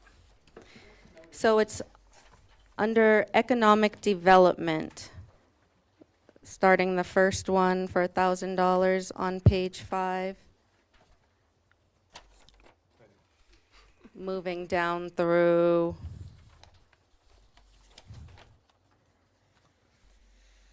the $200 one.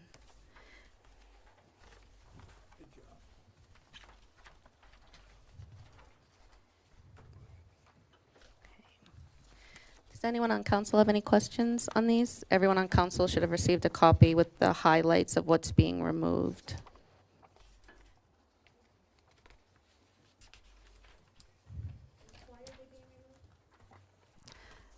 They just did not need to be paid right now, so we could take them off.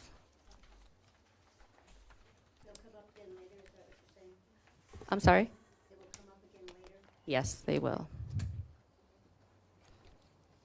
And so that was a total of $41,100 being taken off, which brings these claims to $327.77. Questions from council? Any questions from the public on the claims?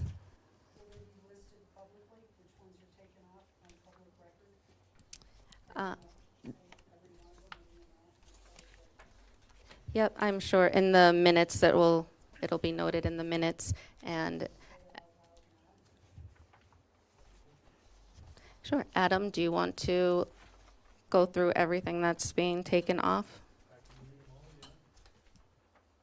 Sure. On page 5, starting with economic development, the business improvement district. There's a music on Main for 1,000. The whole 1, 2, 3, 4, 5, 6, 7, 8, 9, 10, all 10 of those. And I can read them all if you'd prefer. Music on Main for 1,000. The music on on Main for 1,200. The music on Main for 2,000. The music on Main for 2,000. Music on Main for 1,200. Music on Main for 1,200. Music on Main for 1,200. Rally and events 1,200. Music on Main for 850. Music on Main for 850. On page 6, it'll be the first 1, 2, 3, 4, 5, 6, 7. First 8 of them, and they're all music on Mains. The 850, 850, 850, 850, 850, 850, 1,200, and 200. And then the second from the bottom, the music on Main for 500. And that totals $19,700. On page 7, under sponsorship, there's one for $21,400. And then those are all of the adjustments we will have. Thank you, Adam. Is there a motion on the claims? I have a question on a couple of them. Come on up.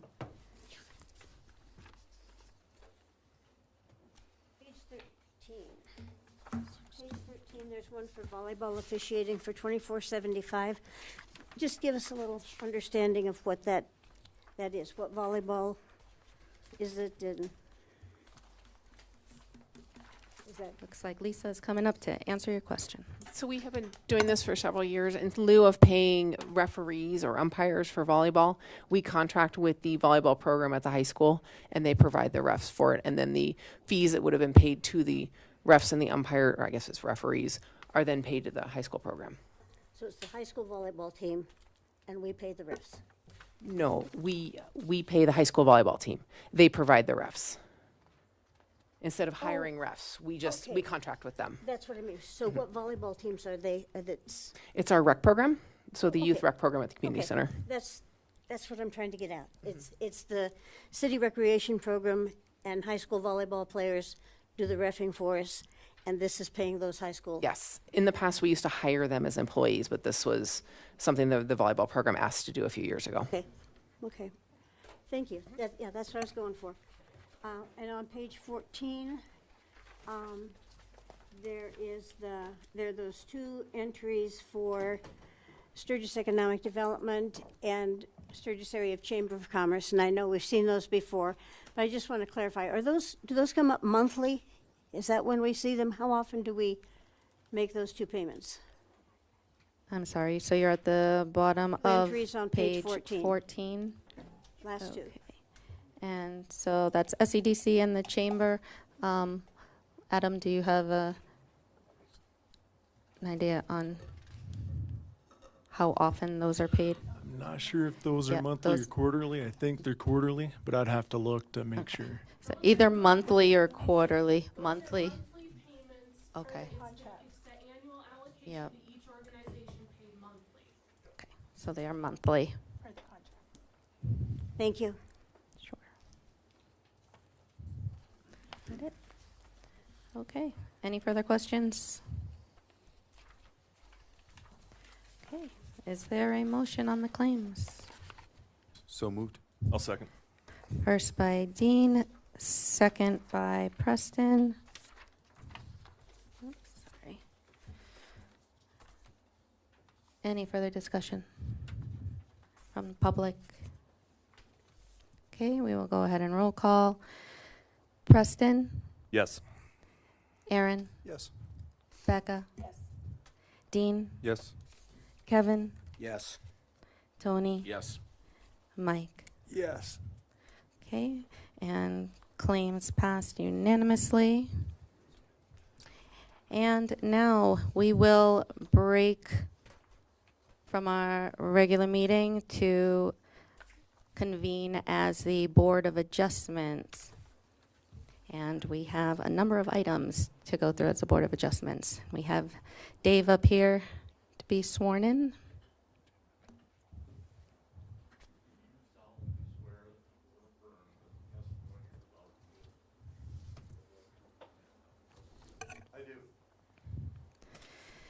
And I'm sorry, I should skip to 10.2 as well. If there are any conflicts of interest that anyone has, please state so. I'm not hearing any. Okay. Good evening. The first item before the Board of Adjustment tonight is a consideration for a side yard setback variance at 1048th Street. Sandra Lemmel, who owns 1048th Street, has submitted an application for a side yard setback to place a newer mobile home in place of an old aging one. The request is for the side yard setback to go from 10 foot to 5'9". The lot is currently described as Ash's Extension, Lot H, Block 7, Black Hills Meridian, City of Sturgis, and Meade County, South Dakota. Variance consideration criteria. In determining variance requests, the Board of Adjustments must specifically address certain criteria when determining whether to grant or deny the variance request. The criteria stems from statute and city ordinance. The board must address the specific criteria in their oral and/or written decision. The variance criteria are: special circumstances or conditions exist, such as exceptional narrowness, topography, or relaxation of the zoning ordinance that provides a quantifiable benefit to the city and the surrounding neighborhood, where strict application of the zoning ordinance would deprive the applicant of any reasonable use of this land, or create a hardship, a mere loss in value does not justify a variance. There must be a deprivation of beneficial use of the land. The variance provides the minimum adjustment necessary for the reasonable use of the land, and granting the variance is in harmony with the general purpose and intent of the zoning ordinance and will not be injurious to the neighborhood, detrimental to the public welfare, or in conflict with the comprehensive plan. The lot does meet the variance criteria with the variance where the variance provides a minimum adjustment necessary for the reasonable use of the land. The dimensions of the newer mobile homes will not allow placement of a previous mobile home and meet the setback requirements. The property is in fact zoned Mobile Home 1. On October 4th of 2022, a variance was granted to the property owner to build a stick-built shop house. Utilities, although currently run through Lot H and service both Lot H and Lot A. Signage was placed on the property February 26th, 2024. 12 landowner response forms were sent out. 5 were returned with approval. All taxes have been paid on February 2024. The Planning Commission made motion for the recommendation of approval on April 2nd, 2024 meeting, with the understanding that the utilities would have to be moved for the 2 separate lots for future built of the home on the second lot. Are there any questions? Looking at Thank the you. diagram on page 60. I don't know whether you have that or not, Dave. Yeah, I have it in front of me. Looks like 2 feet.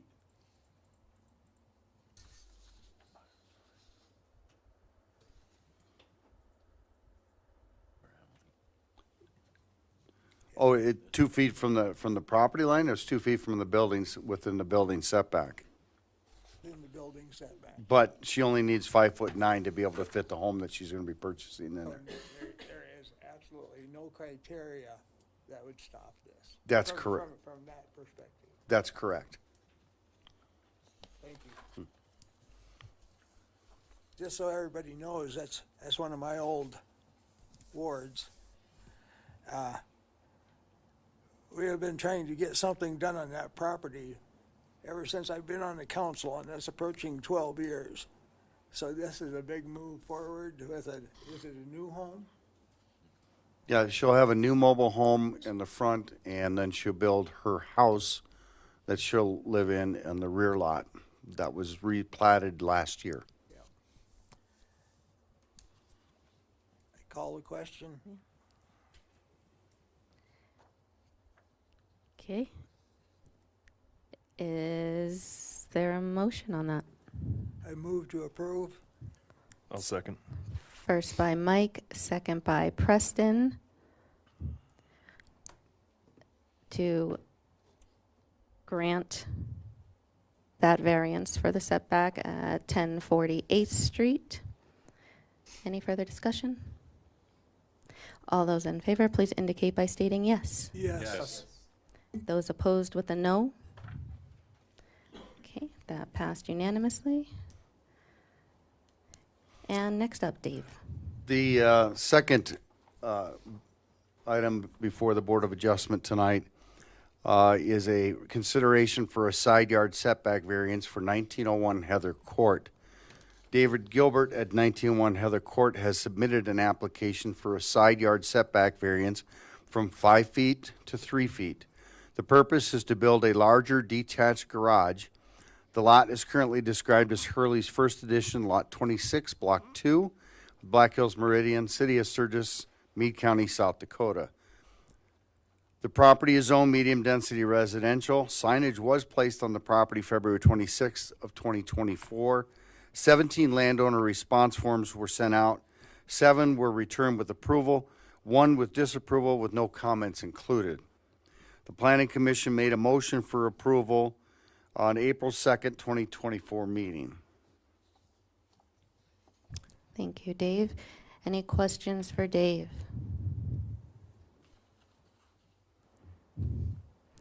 Okay, no questions for Dave. Is there a motion on that? So moved. Second. First by Becca, second by Mike. Any further discussion? All those in favor for approving that variance at 1901 Heather Court, please indicate by stating yes. Yes. Yes. Those opposed with a no? Okay, that passes. And next, Dave.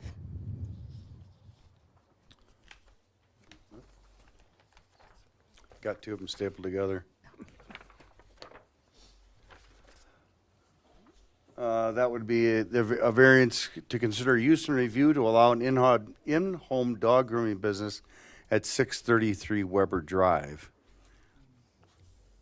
Is that correct? And I don't have that one in front of me for some reason. My apologies. So, nope, there it is. Yacinda, and I'm sorry I can't pronounce the last name, owner of Pod Up, has submitted a use and review application to allow a dog grooming business to be ran out of the property at 633 Weber Drive. The property is owned by Bernard Urbanik, the applicant's grandfather. He has given consent for the applicant to move forward. The property is currently zoned medium-density residential use. Signage was placed on the property on February 26 of 2024. 26 landowner response forms were sent out, 12 were returned with approval, and 1 was unclaimed. The Planning Commission did make motion for approval at the April 2nd, 2024 meeting. Thank you, Dave. Any questions for Dave or comments? Is there a motion? I move to approve. That's a first by Mike to approve, I'll second it. second by Tony. Any further discussion or questions? Okay, all those in favor, please indicate by stating yes. Yes. Those opposed with a no? Okay, and that passes. And next, Dave. The next agenda item in front of you is Schulte TA Incorporated has requested a variance to Title 180513 that states all of the lots used for parking of vehicles and for storage and display of merchandise and all driveways used for vehicle ingress and egress shall be in fact constructed out of concrete or asphalt, maintained in good condition. Off-street parking as regulated in Article 5, all areas utilized for vehicle travel or parking shall be on hard surface material. The applicant wishes to have a gravel surface parking lot for heavy equipment. The property is currently described as Sturgis Industrial Park Lot Subdivision Lot A, 1A revised. The variance request provides the minimum adjustment necessary for the reasonable use of the land. The property is in fact zoned general industrial. Signage was placed on the property March 5th of 2024. 8 landowner response forms went out, 5 were returned with approval. 1 asked to make sure that the gravel was for motorcycle safety because they do have a warehouse out there. That's Indian Motorcycle. The Planning Commission made the motion for approval on April 2nd, 2024. Just a little past history. We have approved and allowed other gravel surface parking lots for heavy equipment in the industrial park in the past. Thank you, Dave. Questions or comments for Dave? I'd motion to approve. Okay, that is a first by Tony to approve, Second? second by Dean. Any further discussion? All those in favor, please indicate by stating yes. Yes. Those opposed with a no? Okay, that one passes. The final agenda item for the Board of Adjustment tonight, consideration to approve the resolution 2024-37, which approves the final plat application for 3601 Hanson Avenue. Baseline surveying on behalf of Sturgis Economic Development Corporation has submitted a proposed plat of Lot C4A2A, Lot C4A2B, Lot C4A2C of the Sturgis Industrial Park subdivision. This was formerly Lot C4A2R of the Sturgis Industrial located in the northeast quarter of the southwest quarter of Section 6, Township 5, North, Range 5 East, Black Hills Meridian. The purpose of this plat is to separate this parcel into 3 separate parcels to allow for further commercial developments. The lots are zoned general industrial. All taxes were paid on this property February 21st, 2024. The plat application recommendation is approval from city staff. Thank you. Any questions for Dave? Yeah, Comments? Dave, I'm just not following it. So, we've got lot C4, A2B, and A2C. Mm-hmm. Okay, is that the property we're concerned with?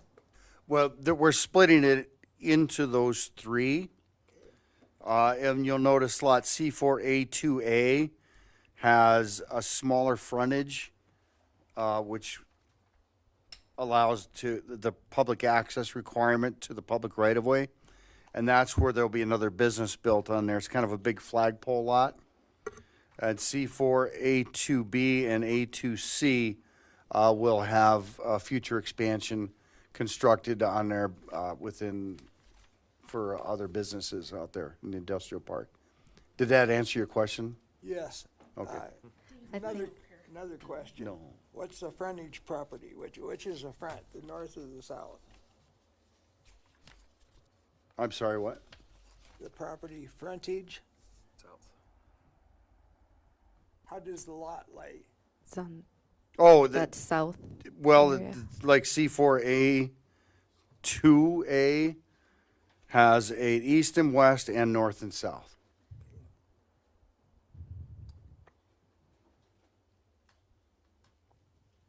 I don't see any issues. Move to approve. That was a first by Mike to approve that. Second? Second by Aaron. Any further discussion or questions? Amanda, did you have, I don't know if you need to be sworn in or would she need to be sworn in, Mr. Marshall? Okay.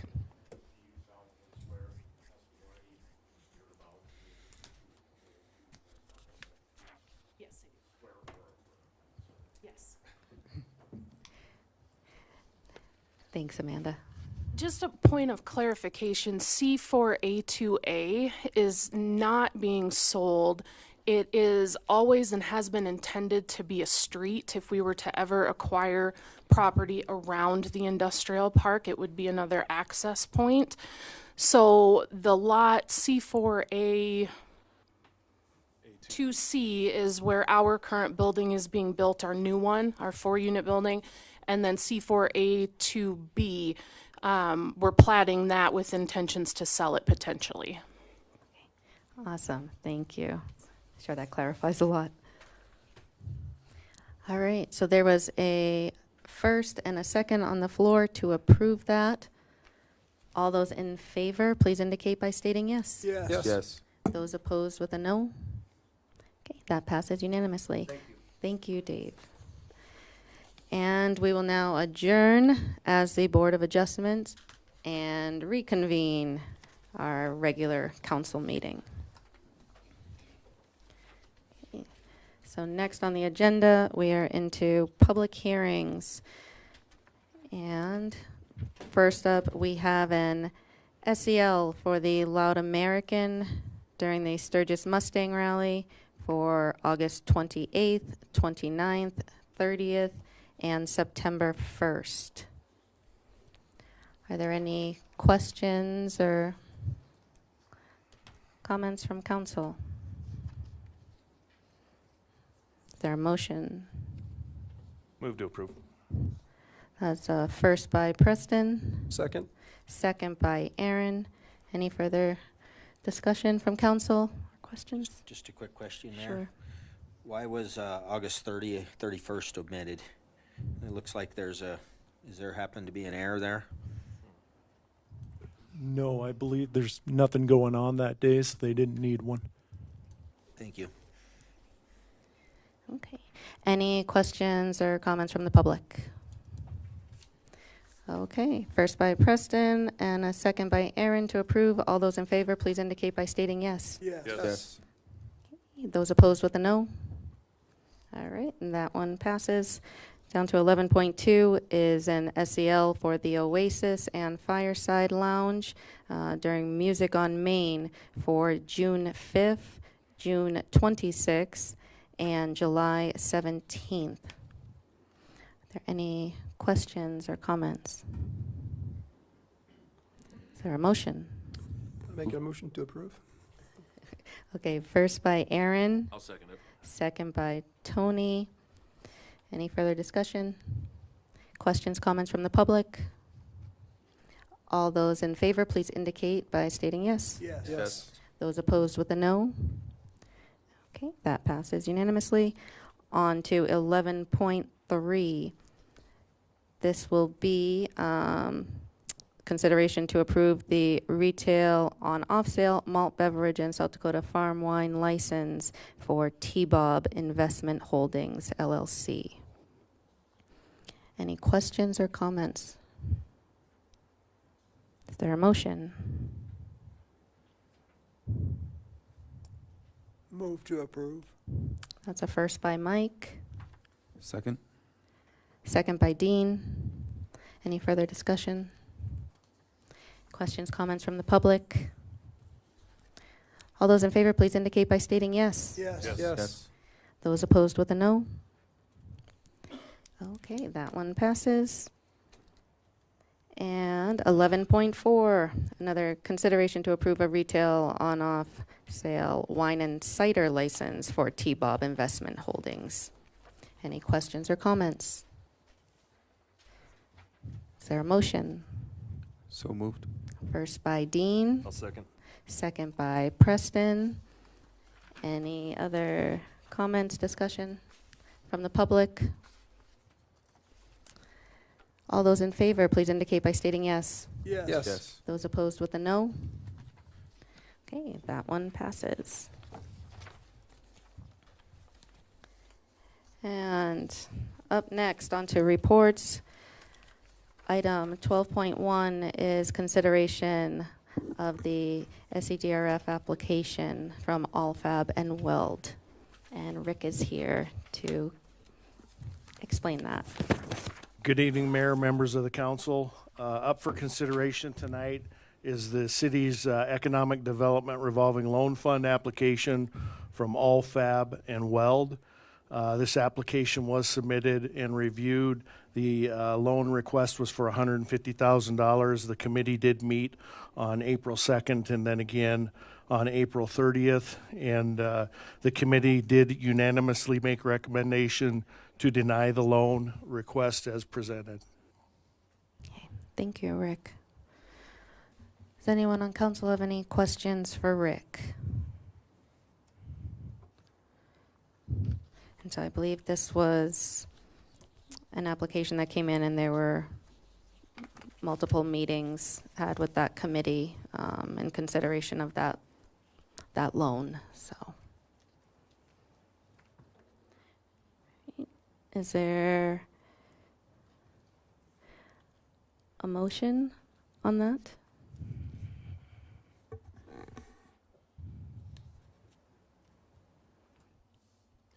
Sure.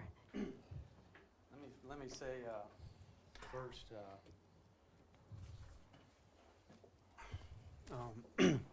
when Mark Sure. Carstensen was. I'm mayor- sorry, could you just state your name? so Oh, we all know? Tim Edson, Thank you. owner of Allfab and Weld. When Mark Carstensen was mayor, we had discussed our situation with the lot in town. We were trying to come to a settlement or an agreement, or you guys wanted me to go out to the industrial park. So we had talked, me and Mark had met a few times, three, 4, or 5 times, I can't remember, but he had submitted, or he had given me a couple of offers to consider. One, or the first one, the one we decided on was that type of loan, and waiving the hookup fees, waiving the permit fees for building permit, and then getting this loan. But had I known that the loan application, or I didn't even know what the loan was called. I just thought it was an SCDC loan. Had I known it required all the, the tax returns, the the personal financial statements, all that stuff.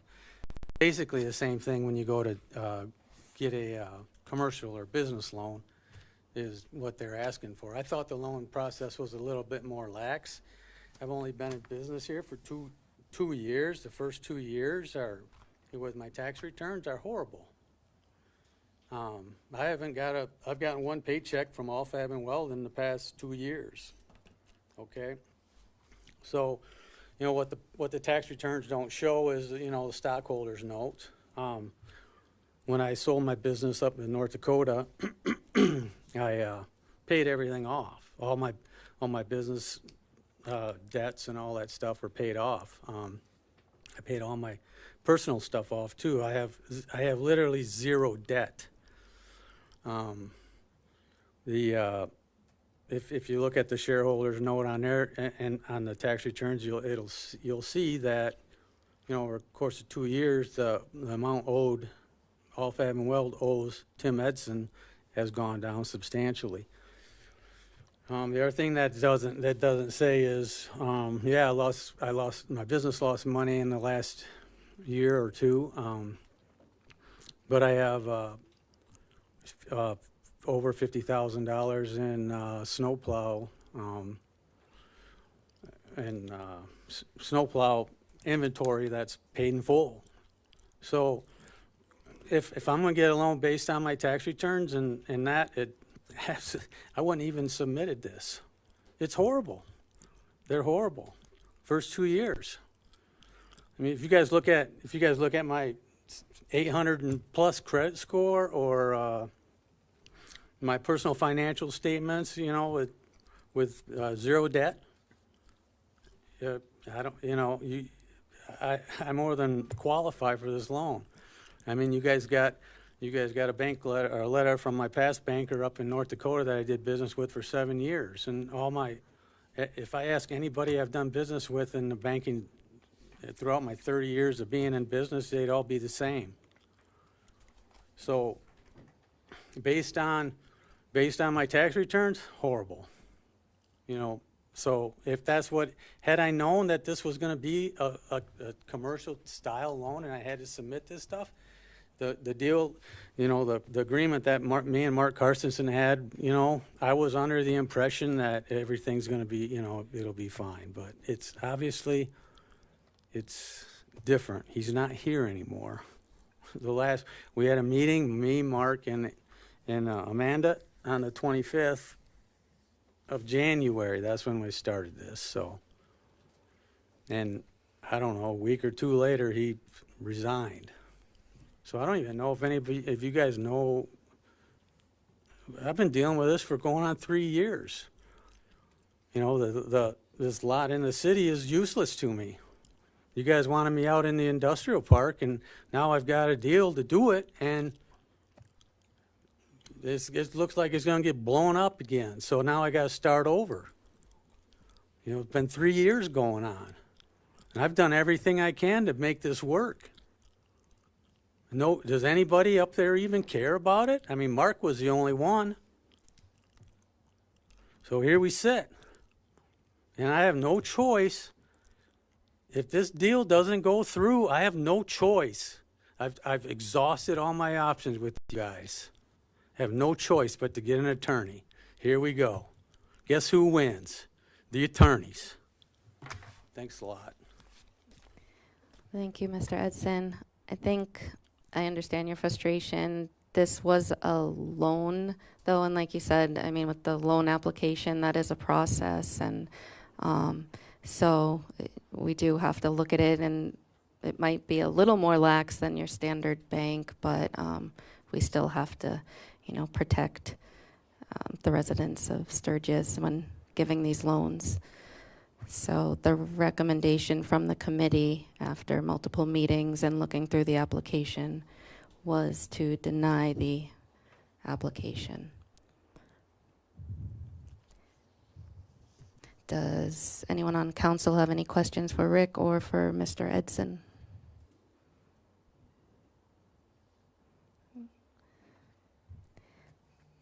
Then is there a motion?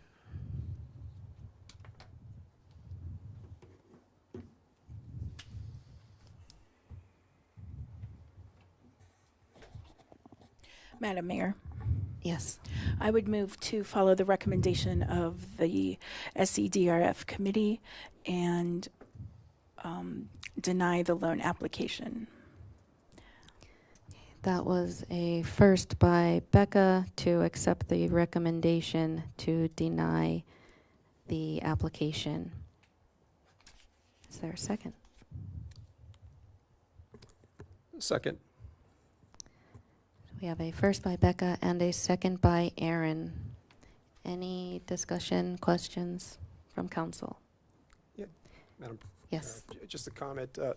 You know, sir, I was not involved in those discussions that you had with the previous mayor. In fact, he never even told me he was in discussions with you. So it's not anything based on that information. It's solely based on looking at, we had, you know, people from the finance folks, SEDC, and the people from the city that looked at this. And, you know, so I felt pretty comfortable going with that recommendation, but this has nothing to do with not caring. So that's all I have. Thank you. Thank you, Aaron. Any questions or comments from the public? Okay, we had a first by Becca and a second by Aaron to go with the recommendation to deny that application. All those in favor, please indicate by stating yes. Yes. Yes. Yes. Those opposed with a no? I'm gonna go no. No. Okay, so we had 2 noes and 5 yeses then. That's a $500,000 building. So that loan was denied. Just to put the concrete. All right. And with that being done, that is the last item for the 2023-2024 council session. I would like to personally tell these council members that I've been on council with for the last 3 years that it has been an absolute honor serving up here with all of you. I'm going to miss you all. And I really wish you the best. And I hope that God pours out his blessings on you in your future endeavors. And I know that the residents of Sturgis were so lucky to have all of you serving. And I will miss you, and I'm sure the residents of Sturgis will miss you. So thank you all so much.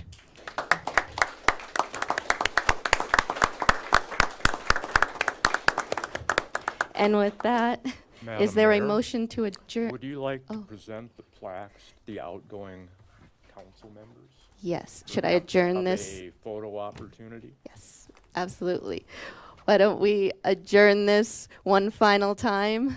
All those in favor? First by Becca. Second. Second by Tony. All those in favor of adjourning the 2023-2024 council session, please indicate by stating yes. Yes. Those opposed with a no. All right, we are adjourned.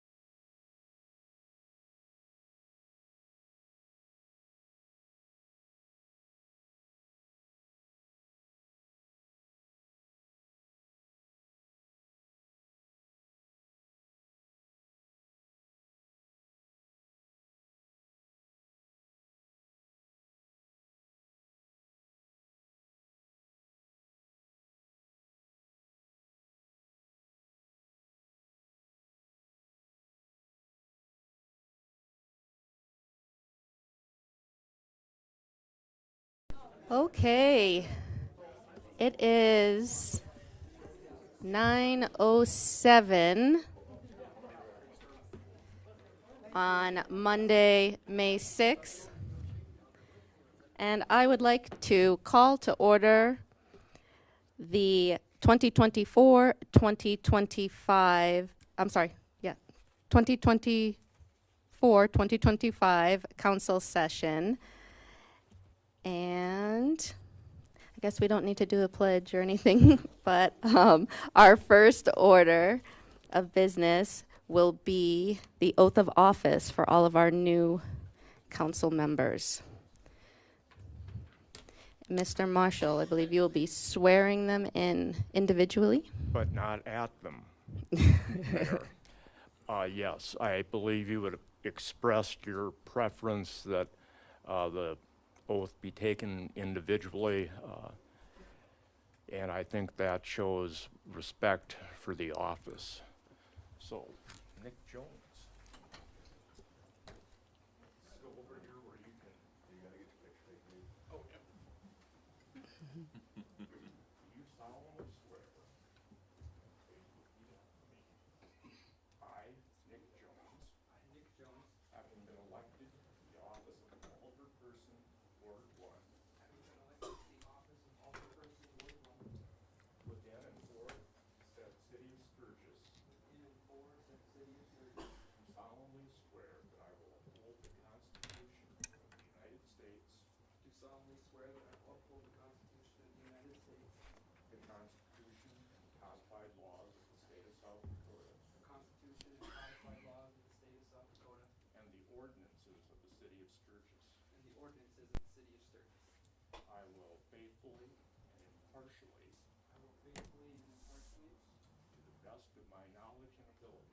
To the best of my knowledge and ability. Perform all the duties of that office for the city of Sturgis. Perform all the duties of that office for the city of Sturgis. Congratulations.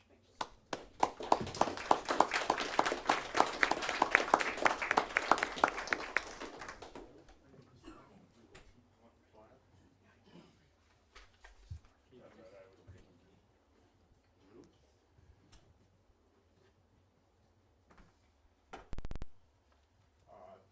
In case you're wondering, the oath of office is prescribed by our city ordinances, so it's not something that I just made up, although I'm sometimes accused of that.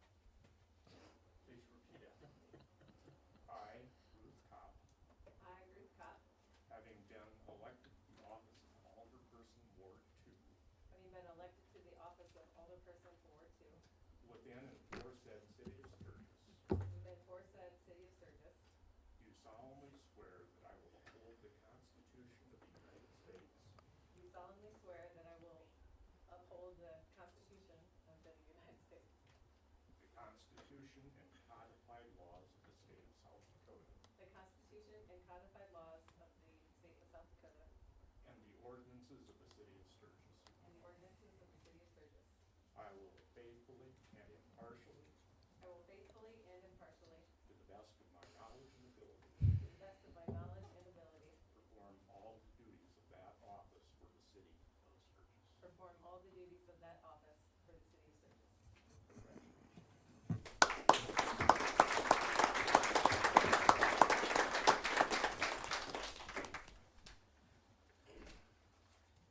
Mr. Thompson. Yes, sir.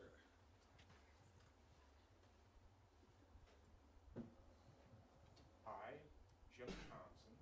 I, Jim Thompson. Having been duly elected to the office of Alderperson, Ward 3. Having been duly elected as the Alderperson, Ward 3. Within and for said city of Sturgis. Within and for said city of Sturgis. Do solemnly swear that I will uphold the Constitution of the United States. That I will uphold the Constitution of the United States. The Constitution and codified laws of the state of South Dakota. The Constitution and codified laws of the state of South Dakota. And the ordinances of the city of Sturgis. The ordinances of the city of Sturgis. I will faithfully and impartially. I will faithfully and impartially. To the best of my knowledge and ability. To the best of my knowledge and ability. Perform all the duties of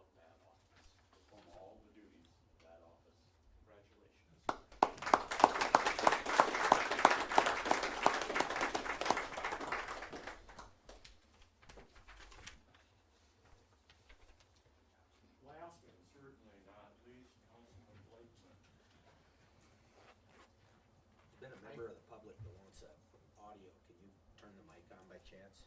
I certainly can.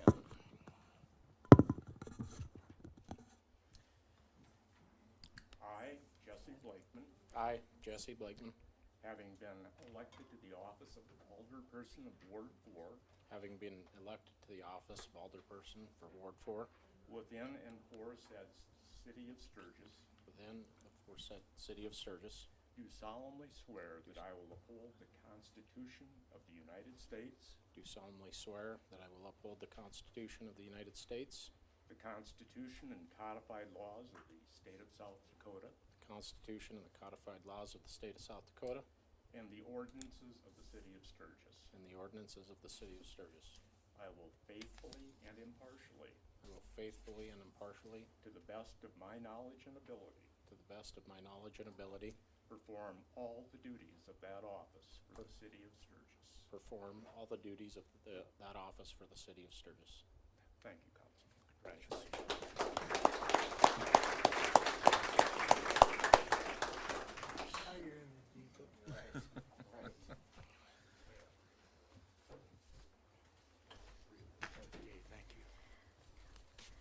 Okay. Up next, we have the election of council leadership. So first would be the election of the council president, and we'll do the vice president after that. So we will take any nominations for president. If there's multiple nominations, then we will vote by a paper ballot. I And- nominate Mike Bashand. I nominate Kevin Forrester. Okay, we are rolling. We got one nomination for Mike Bashan and one for Kevin Forrester. I'm not sure if do we need a second? Again, I'm sorry, Mr. Marshall, on nominations? Or, I will look. I'm sorry, I got held up on this before. But, well, we have 2 nominations so far. One for Mike and one for Kevin. Any other nominations for president? I do not believe that a second is necessary. Just in case, I'll second Kevin as president. Okay. We have first and second for Kevin. I'll second for Mike. And we have a first and second for Mike. So, Mr. Marshall, you don't need to look up anymore. But I will go ahead and close the nomination session if there are no other nominations. Okay. Nomination time is closed, and does everyone have any paper? No? Okay, I'll pass it. Okay, thank you.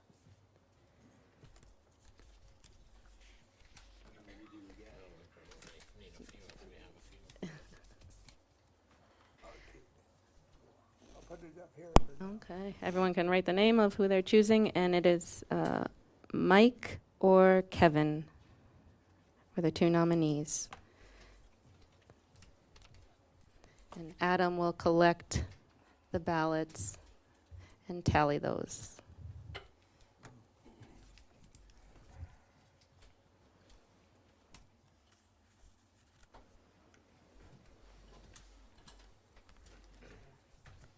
Thank you, sir.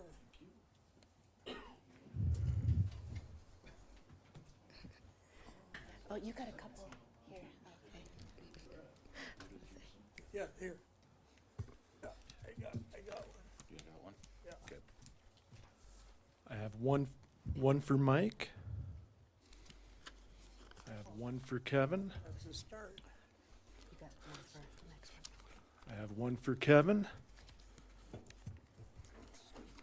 I have one for Kevin. One for Kevin. One for Kevin. That's it. One for Kevin. And one for Mike. So that is 6-2 for Kevin. Okay, Good, congratulations. so then, I'm kinda glad it's you, so. all right, so that would make Kevin will be the council president. And so we will move on to the election of the council vice president, and we will follow the same procedure. So I will open it up for nominations for council vice president.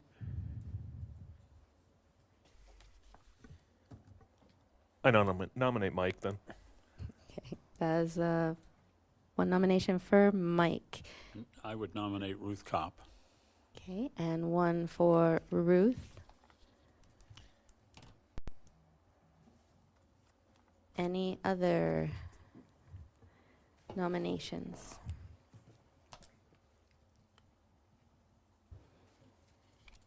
Okay, I will go ahead and close the nominations. And we will go ahead, everyone has a piece of paper. It is Mike or Ruth.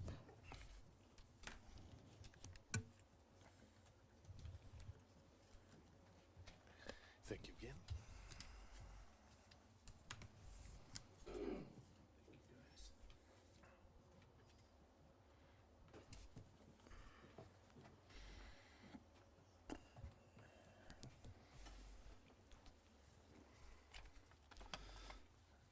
I have one for Mike.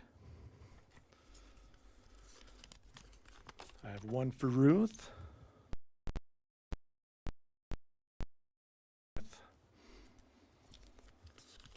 I have one for Ruth. I have one for Mike. I have one for Ruth. I have one for Ruth. And I have one for Mike. So that's a 5-3 for Ruth. Okay, so then that would be, Ruth will be the council vice president. All right, moving on, we had decided to add an item of approving the agenda here. So that will be the next action, or our first action item as this council would be to approve the agenda. I motion to approve the agenda with the addition to amend the previously adopted resolution 2024-32.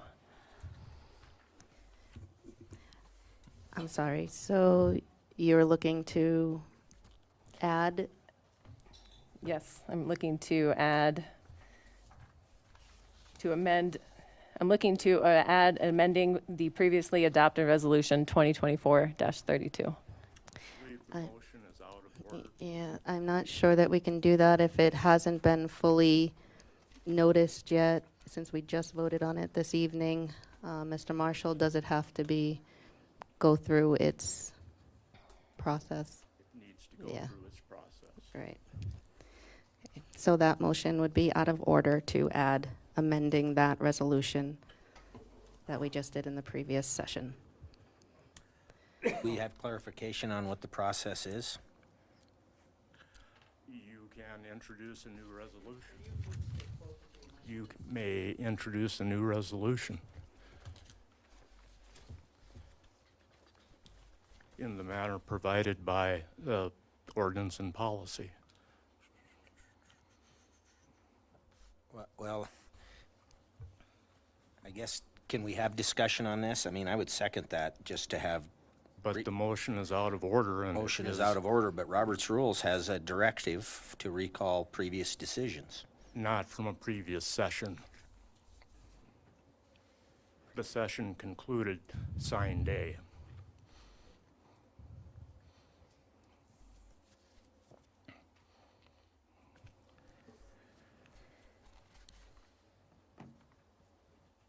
Is there a motion on the agenda? I would also like to remove 1810 for a separate vote.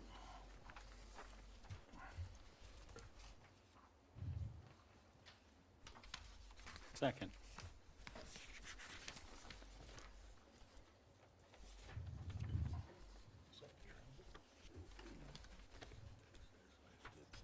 So you're, so Tony, you just want to pull that from the consent agenda? Did you not want to pull it from the consent agenda when we get to consent agenda? Yes. I mean, it's, Well, yeah. so then leave the agenda. Okay. Well, we had a first and a second on that because Jim seconded. Do you want to pull back your, I'll pull back my motion. Sorry about that. and Jim, okay. Okay. Just followed him willingly into the breach. I move to approve the agenda. Okay. We have a motion to approve the agenda. Is there a second?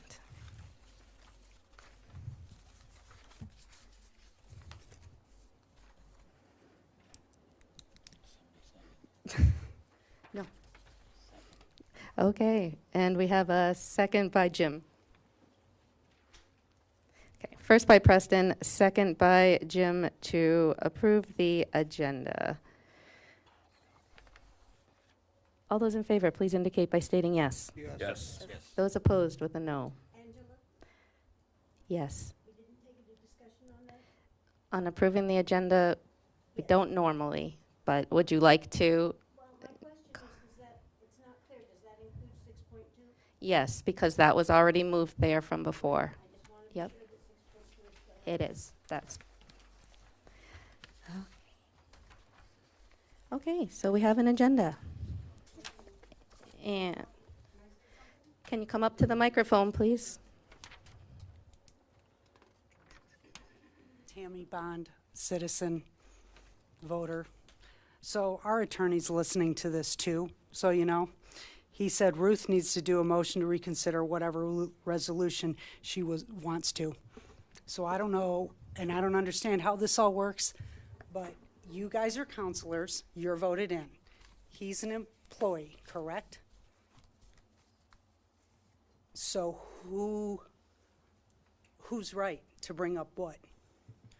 It is prerogative to rule a motion not in order. No, we're going back to the other thing, because these guys are being asked to go with what you say. As an attorney, as a hired employee, right, or a contract employee, where these guys are voted in as counsel. So if Kevin brings something up and is wanting to discuss it, and he believes that it's a certain way, why wouldn't they listen to the elected official? Why would they Because the listen? mayor runs the meeting. So where does that leave? So what, she's the one that gets to decide everything?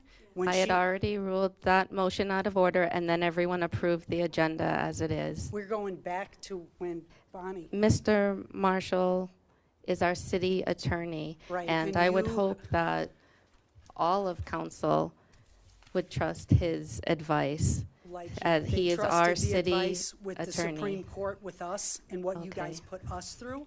Thank and you, the Mrs. Supreme Bond. Court Ms. ruled. Bond, thank you. If you had any questions regarding the agenda, that's what Yeah, you're I am to ask. questioning the agenda because Councilman was questioning the agenda. And I had already motioned or ruled that motion was out of order. And we're believing. So that is him. done. That is done already. Okay, thank you. Thank you.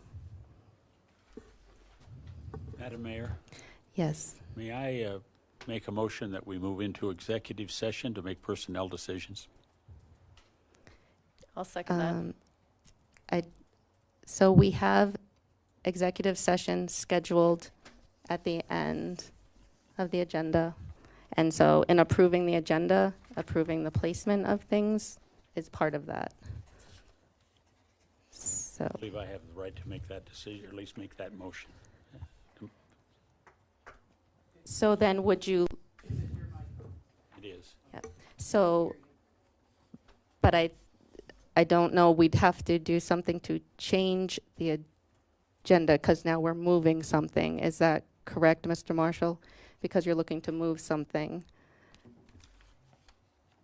Or add an executive session even, I'm not sure. Are you looking to add another or do our full executive session? I just think it's important that we, if we're going to discuss this particular decision, that we do it in executive session soon so we can move forward.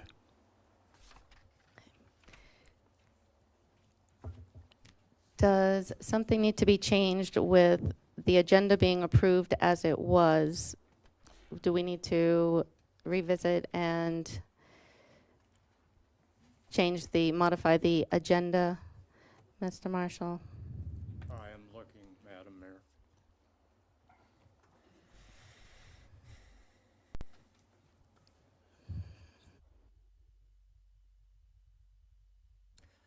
I believe the executive session agenda has been set.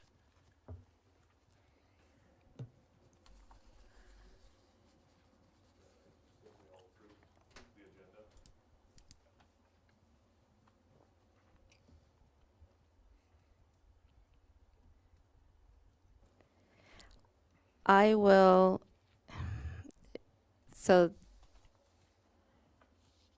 I guess if someone wants to make a motion, Mr. Thompson, to modify the agenda as it was voted on, and if you want to add an executive session and keep the other one, then maybe have your motion say that to amend the agenda. I would like to at least suggest that we have that executive session now, even if we have one later, that we have an executive session to discuss personnel right now with the expectation that we'll have action when we get back. Okay, so you're looking to modify the agenda, adding an executive session now. Is there a second on that? I'll second. That was a second by Ruth. And I will just roll call this. Mike, No. Tony, Yes. Kevin, Yes. Jesse, Yes. and Jim, Yes. and Ruth, Yes. and Nick, Yes. and Preston. No. Okay, so then we have 6-2, and so we will go ahead and modify the agenda and add an executive session for now. And we will reconvene after that executive session.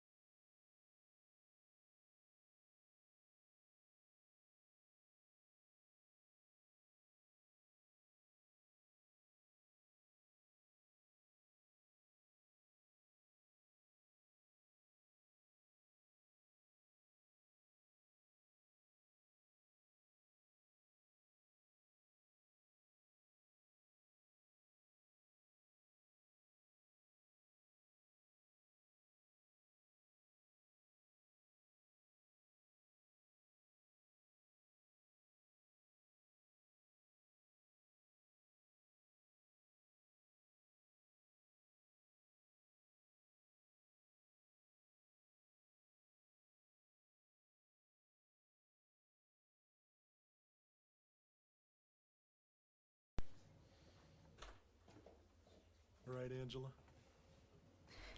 Okay, it is 10:41 PM and we are back in regular session.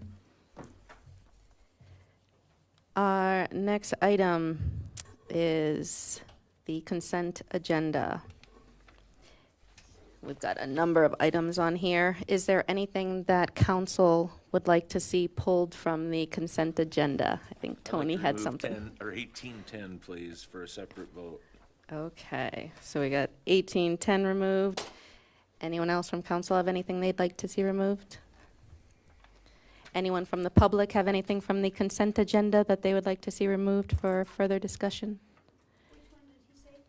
1810. 10. 10. Oh. Oh, 18, okay. Sorry. All right, so 18.3 and 18.10 will be removed. Anything else? I have a question about 18.5. It's not a big deal, but I just have a question. 18.5, okay. One that has to do with 18.6 and 7 together. 18.6 and 18.7, okay. So, is there a motion to approve the consent agenda minus the 18.3, 18.5, 18.6, 18.7, and 18.10? So moved. That's a first by Tony, I'll second that. second by Preston.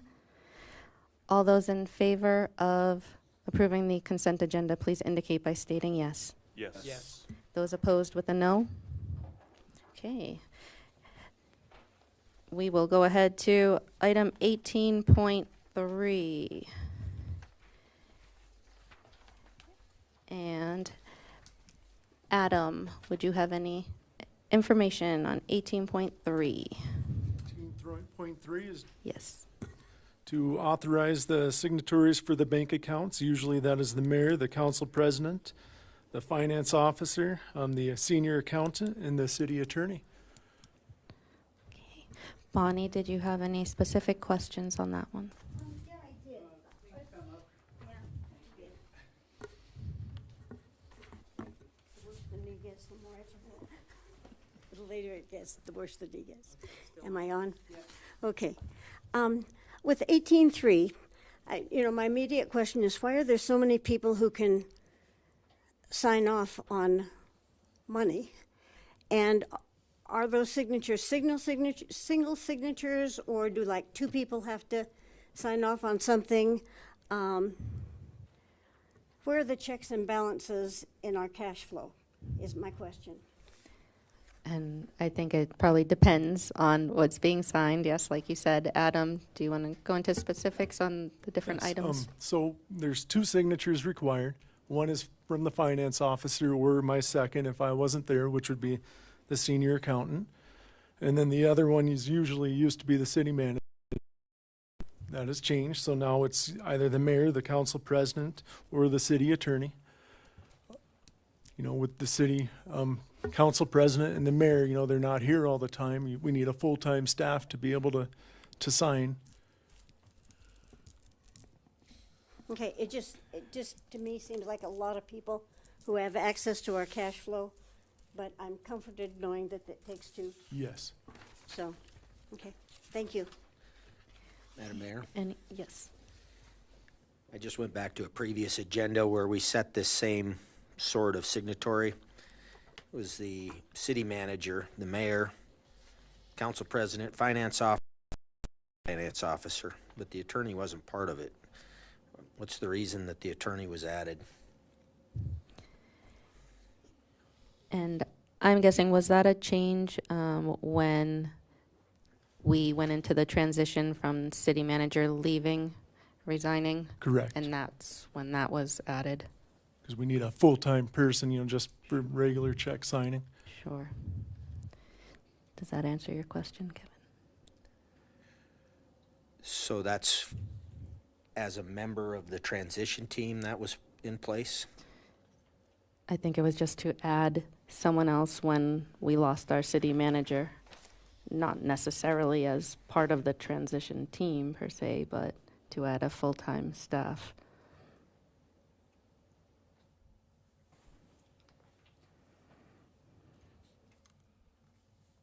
It just seems like if you've got the finance office here all the time and everybody else lives in town, it just seems like an unnecessary accommodation. So who do you want to take away by? Well, I'm just saying, it seems like a lot of people. Anybody else on council have any questions or comments on that?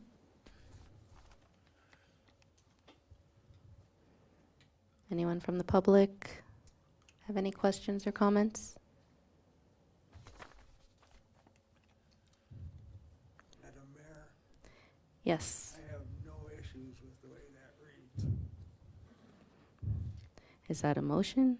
I move to approve 18-3. Okay, that is a motion by Mike to approve 18.3. Second. It's a second by Jim. Any more discussion from the public? Okay, all those in favor, please indicate by stating yes. Yes. Those opposed with a no. Okay, that passes unanimously. On to 18.5. And this was the resolution regarding our surplus property. And my question on that was I couldn't tell whether they are Life Pack 500s or 7 Life Pack 500s. If they're 7 Life Packs, what is that item on the surplus list? Assistant Chief Paulson, would you like to come up and What's the name of the item and how many of them are there? They are 7 Life Pack AEDs that have, they're no longer useful. They don't support them. We can't update them. So we switched over to new AEDs. And that's the ones that we're currently, in our monthly report we send out, are the new Life Packs. It's still, they've just advanced the model. Okay. Okay. Thank you. Say, Brian? Yes. Shows 4 serial numbers there, not 7. Close my computer. I'll have to double check on that one. I did not catch that one myself. So, but there are 7 of them. Yeah, that's why I wasn't getting it sorted out, because it was Anything 154. consecutive between them, I don't see anything. Doesn't look like it. So there are a total of 7 Life Packs. Correct. Okay. But we only have the serial numbers for 4 currently. Okay. Any other questions on this from council? From the public? Is there a motion? I move to approve. That's a first by Preston, I'll second. second by Nick. Any further discussion in the public? All those in favor, please indicate by stating yes. Yes. Those opposed with a no. Okay, that passes unanimously. Item 18.6. And this was, Okay, this one, these two go together, 6 and 7 go together. I just went through the paperwork, and where does Oyster Bay Door 4 come into this? Because I don't see it anywhere on the application thing. And I'm in this without a parachute because my computer shut down. so I believe Oyster Bay Door 4 is the seller. Oyster Bay is A&B Pizza. Okay, but on the paperwork, there isn't anything on the paperwork that I saw that told me, I mean, this tells me it's going from Oyster Bay to GMB. And I mean, I know where Oyster Bay is on the building, but I didn't see anything in the paperwork that tells me that. Am I just not reading it right, or? I didn't see Oyster Bay on there anywhere. And is there a spot on these? Okay.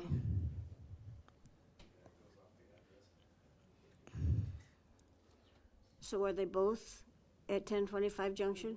Yes, because someone just bought that property, and so they're transferring. Okay. But Their there's nowhere in the licenses. paperwork that makes that clear. I mean, I wouldn't even have known it had to do with Oyster Bay if you didn't put it on, if you didn't call it that on the agenda. But it's not in the documentation anywhere. So did they miss filling in the line, or am I blind? I don't know. Yeah, Adam? I think they're just going by their business name on the paperwork, which they go by that GMB Services. And so that's what they're turning into the state. That's who's getting it. That's, Is yeah. there anything that says these guys are giving it up? No, on that application to the state, it probably, does the Didn't state require not it. ever require that? no. Doesn't somebody have to let it go before somebody else can pick it up?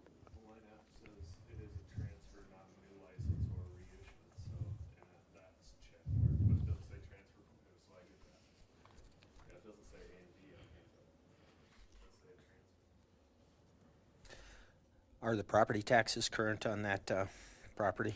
Yes. We do transfers all the time on this. I don't see that this is anything out of the normal. Yeah, no, I just couldn't make sense out of it because I couldn't find enough. Mayor, would you take a motion on both of those? Yes.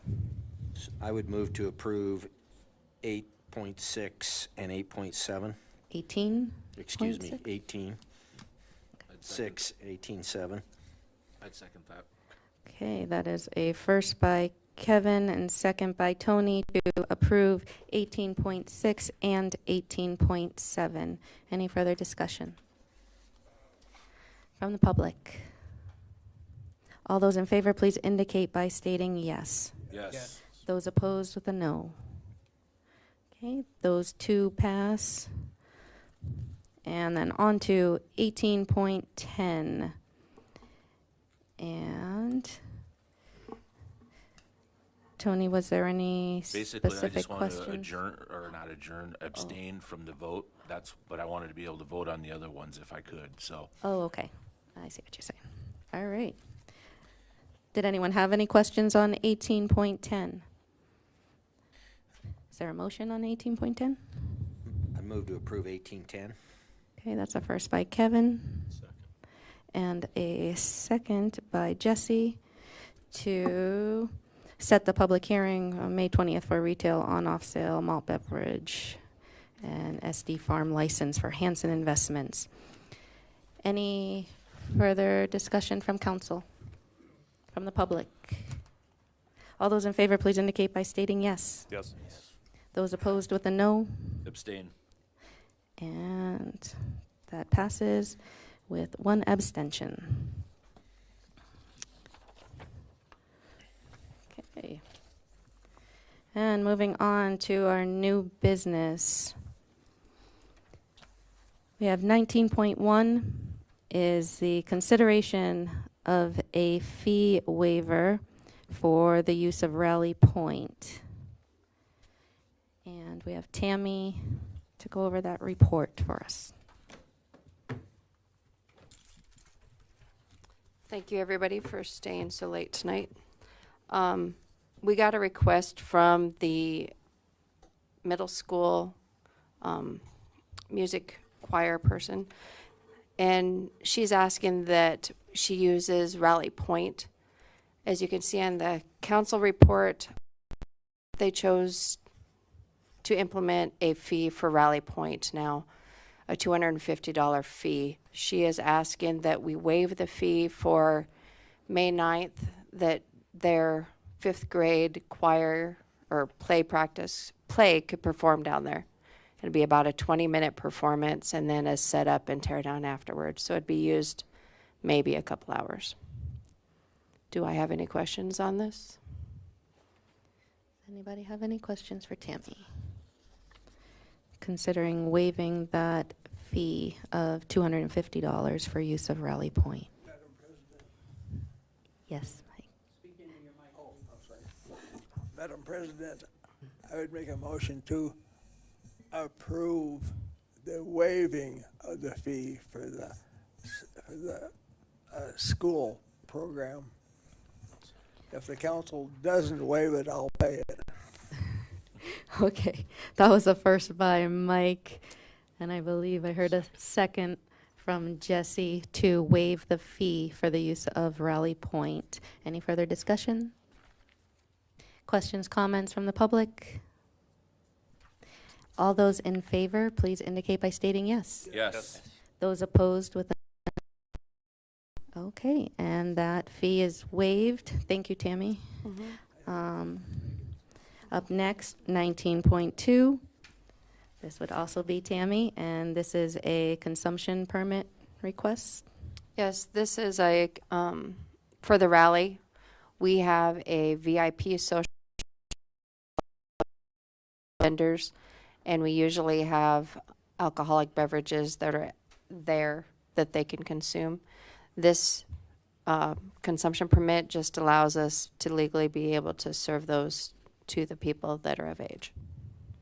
So I'm asking that you guys Do we allow have me a to do that. location identified? The library, or what is that area called? The community room in the library where our VIP village is. That's the way that I label it as in here. The City Hall Library Building. Okay, anyone have any questions for Tammy? I have some questions. Yes. Which department is going to be supplying the city staff? I do, the Rally and Events Department. Is, given the hours, is that going to potentially be putting in for overtime? During Rally, my department has lots of overtime. I do control it as much as I can. I also utilize, if it's a night that we have other things going on, which Monday night, I believe, is one of them that we do. I've asked, and I pay for, my department pays for the overtime if finance once in a while will allow me to have a person or two there for an hour or two to help bartend. Is that anything that we should have in budget impact or no? No, everything's within my budget for Rally. But good questions. I should have thought of those. Thank you. Is there a motion on that? A motion to approve. That's a first by Tony. Second by Jim. Any further discussion? Any questions, comments from the public? All those in favor, please indicate by stating yes. Yes. Those opposed with a no? Okay, and that passes. Thank you, Tammy.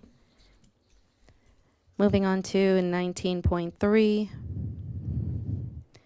This is discussion of an ordinance 2024-03, which would be to adopt an ordinance to allow an election to fill council or mayoral vacancy. And we have Eric with a staff report.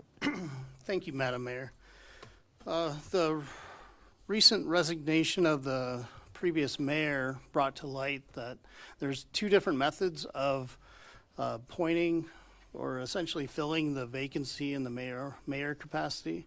There's the potential for appointing them, which is the process we ended up taking, or there's potential, as long as the city has an ordinance in place, we could pursue a special election. However, under statute, if we do not have an election in place at the time of the vacancy, then essentially the city's fixed on using the appointment process. The purpose of this ordinance is to enable the council to decide whether or not which approach they would prefer, whether it's doing a special election or appointing either a mayoral vacancy or a vacancy on the council itself. So it provides flexibility while still enabling the council to decide on what's best for the city. I'm happy to answer any questions. Thank you, Eric. I think we had some discussion on this.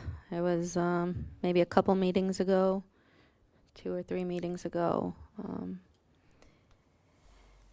Does anyone on council have any input, comments?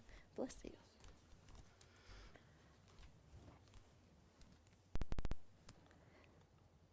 Does anyone from the public have any comments, input on this discussion? Yes. Can you come up, Bonnie?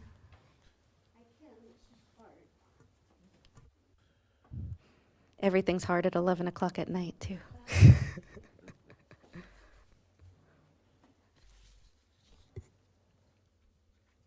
Okay, it says, staff recommends moving the proposed ordinance on for a first reading. So this is not the first reading. The next time it comes up will be the first reading. Is that correct? Correct. This was discussion. Okay, that's what I want. Be an attachment. That was not worth hobbling up here for.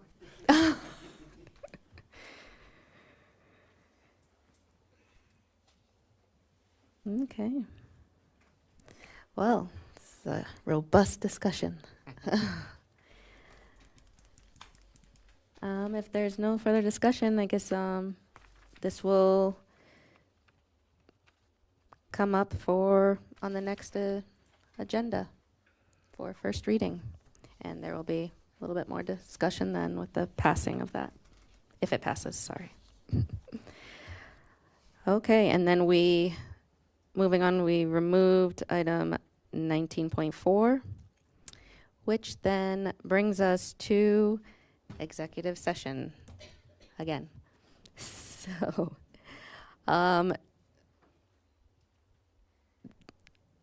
we will anticipate some action after executive session on item 6.2 that we moved from the previous session to this one. So we'll have executive session and then we will take action on that last item. Is there a So move. first by Tony? Second by Jim. All those in favor of going into exec, please indicate by stating yes. Yes. Those opposed, a no. Okay, we will start exec at 11.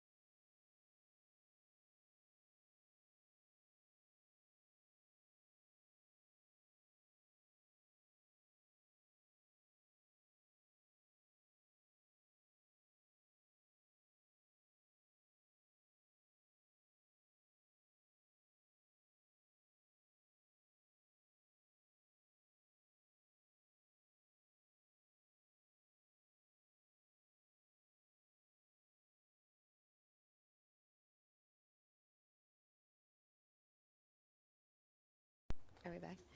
Okay, we are back in regular session, and we just have one last item, and that would be the item that was 6.2 from the previous session. 6.2 is the confirmation of continuation of the transition team stipend until September 3rd, 2024. Is there a motion on that? I motion to table it until the 20th.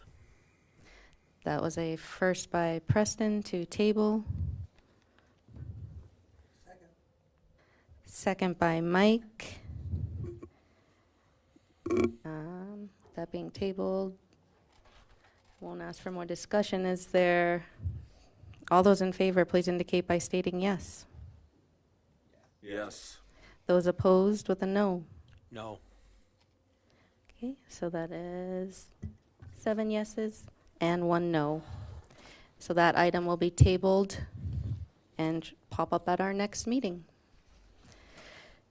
Is there a motion to adjourn?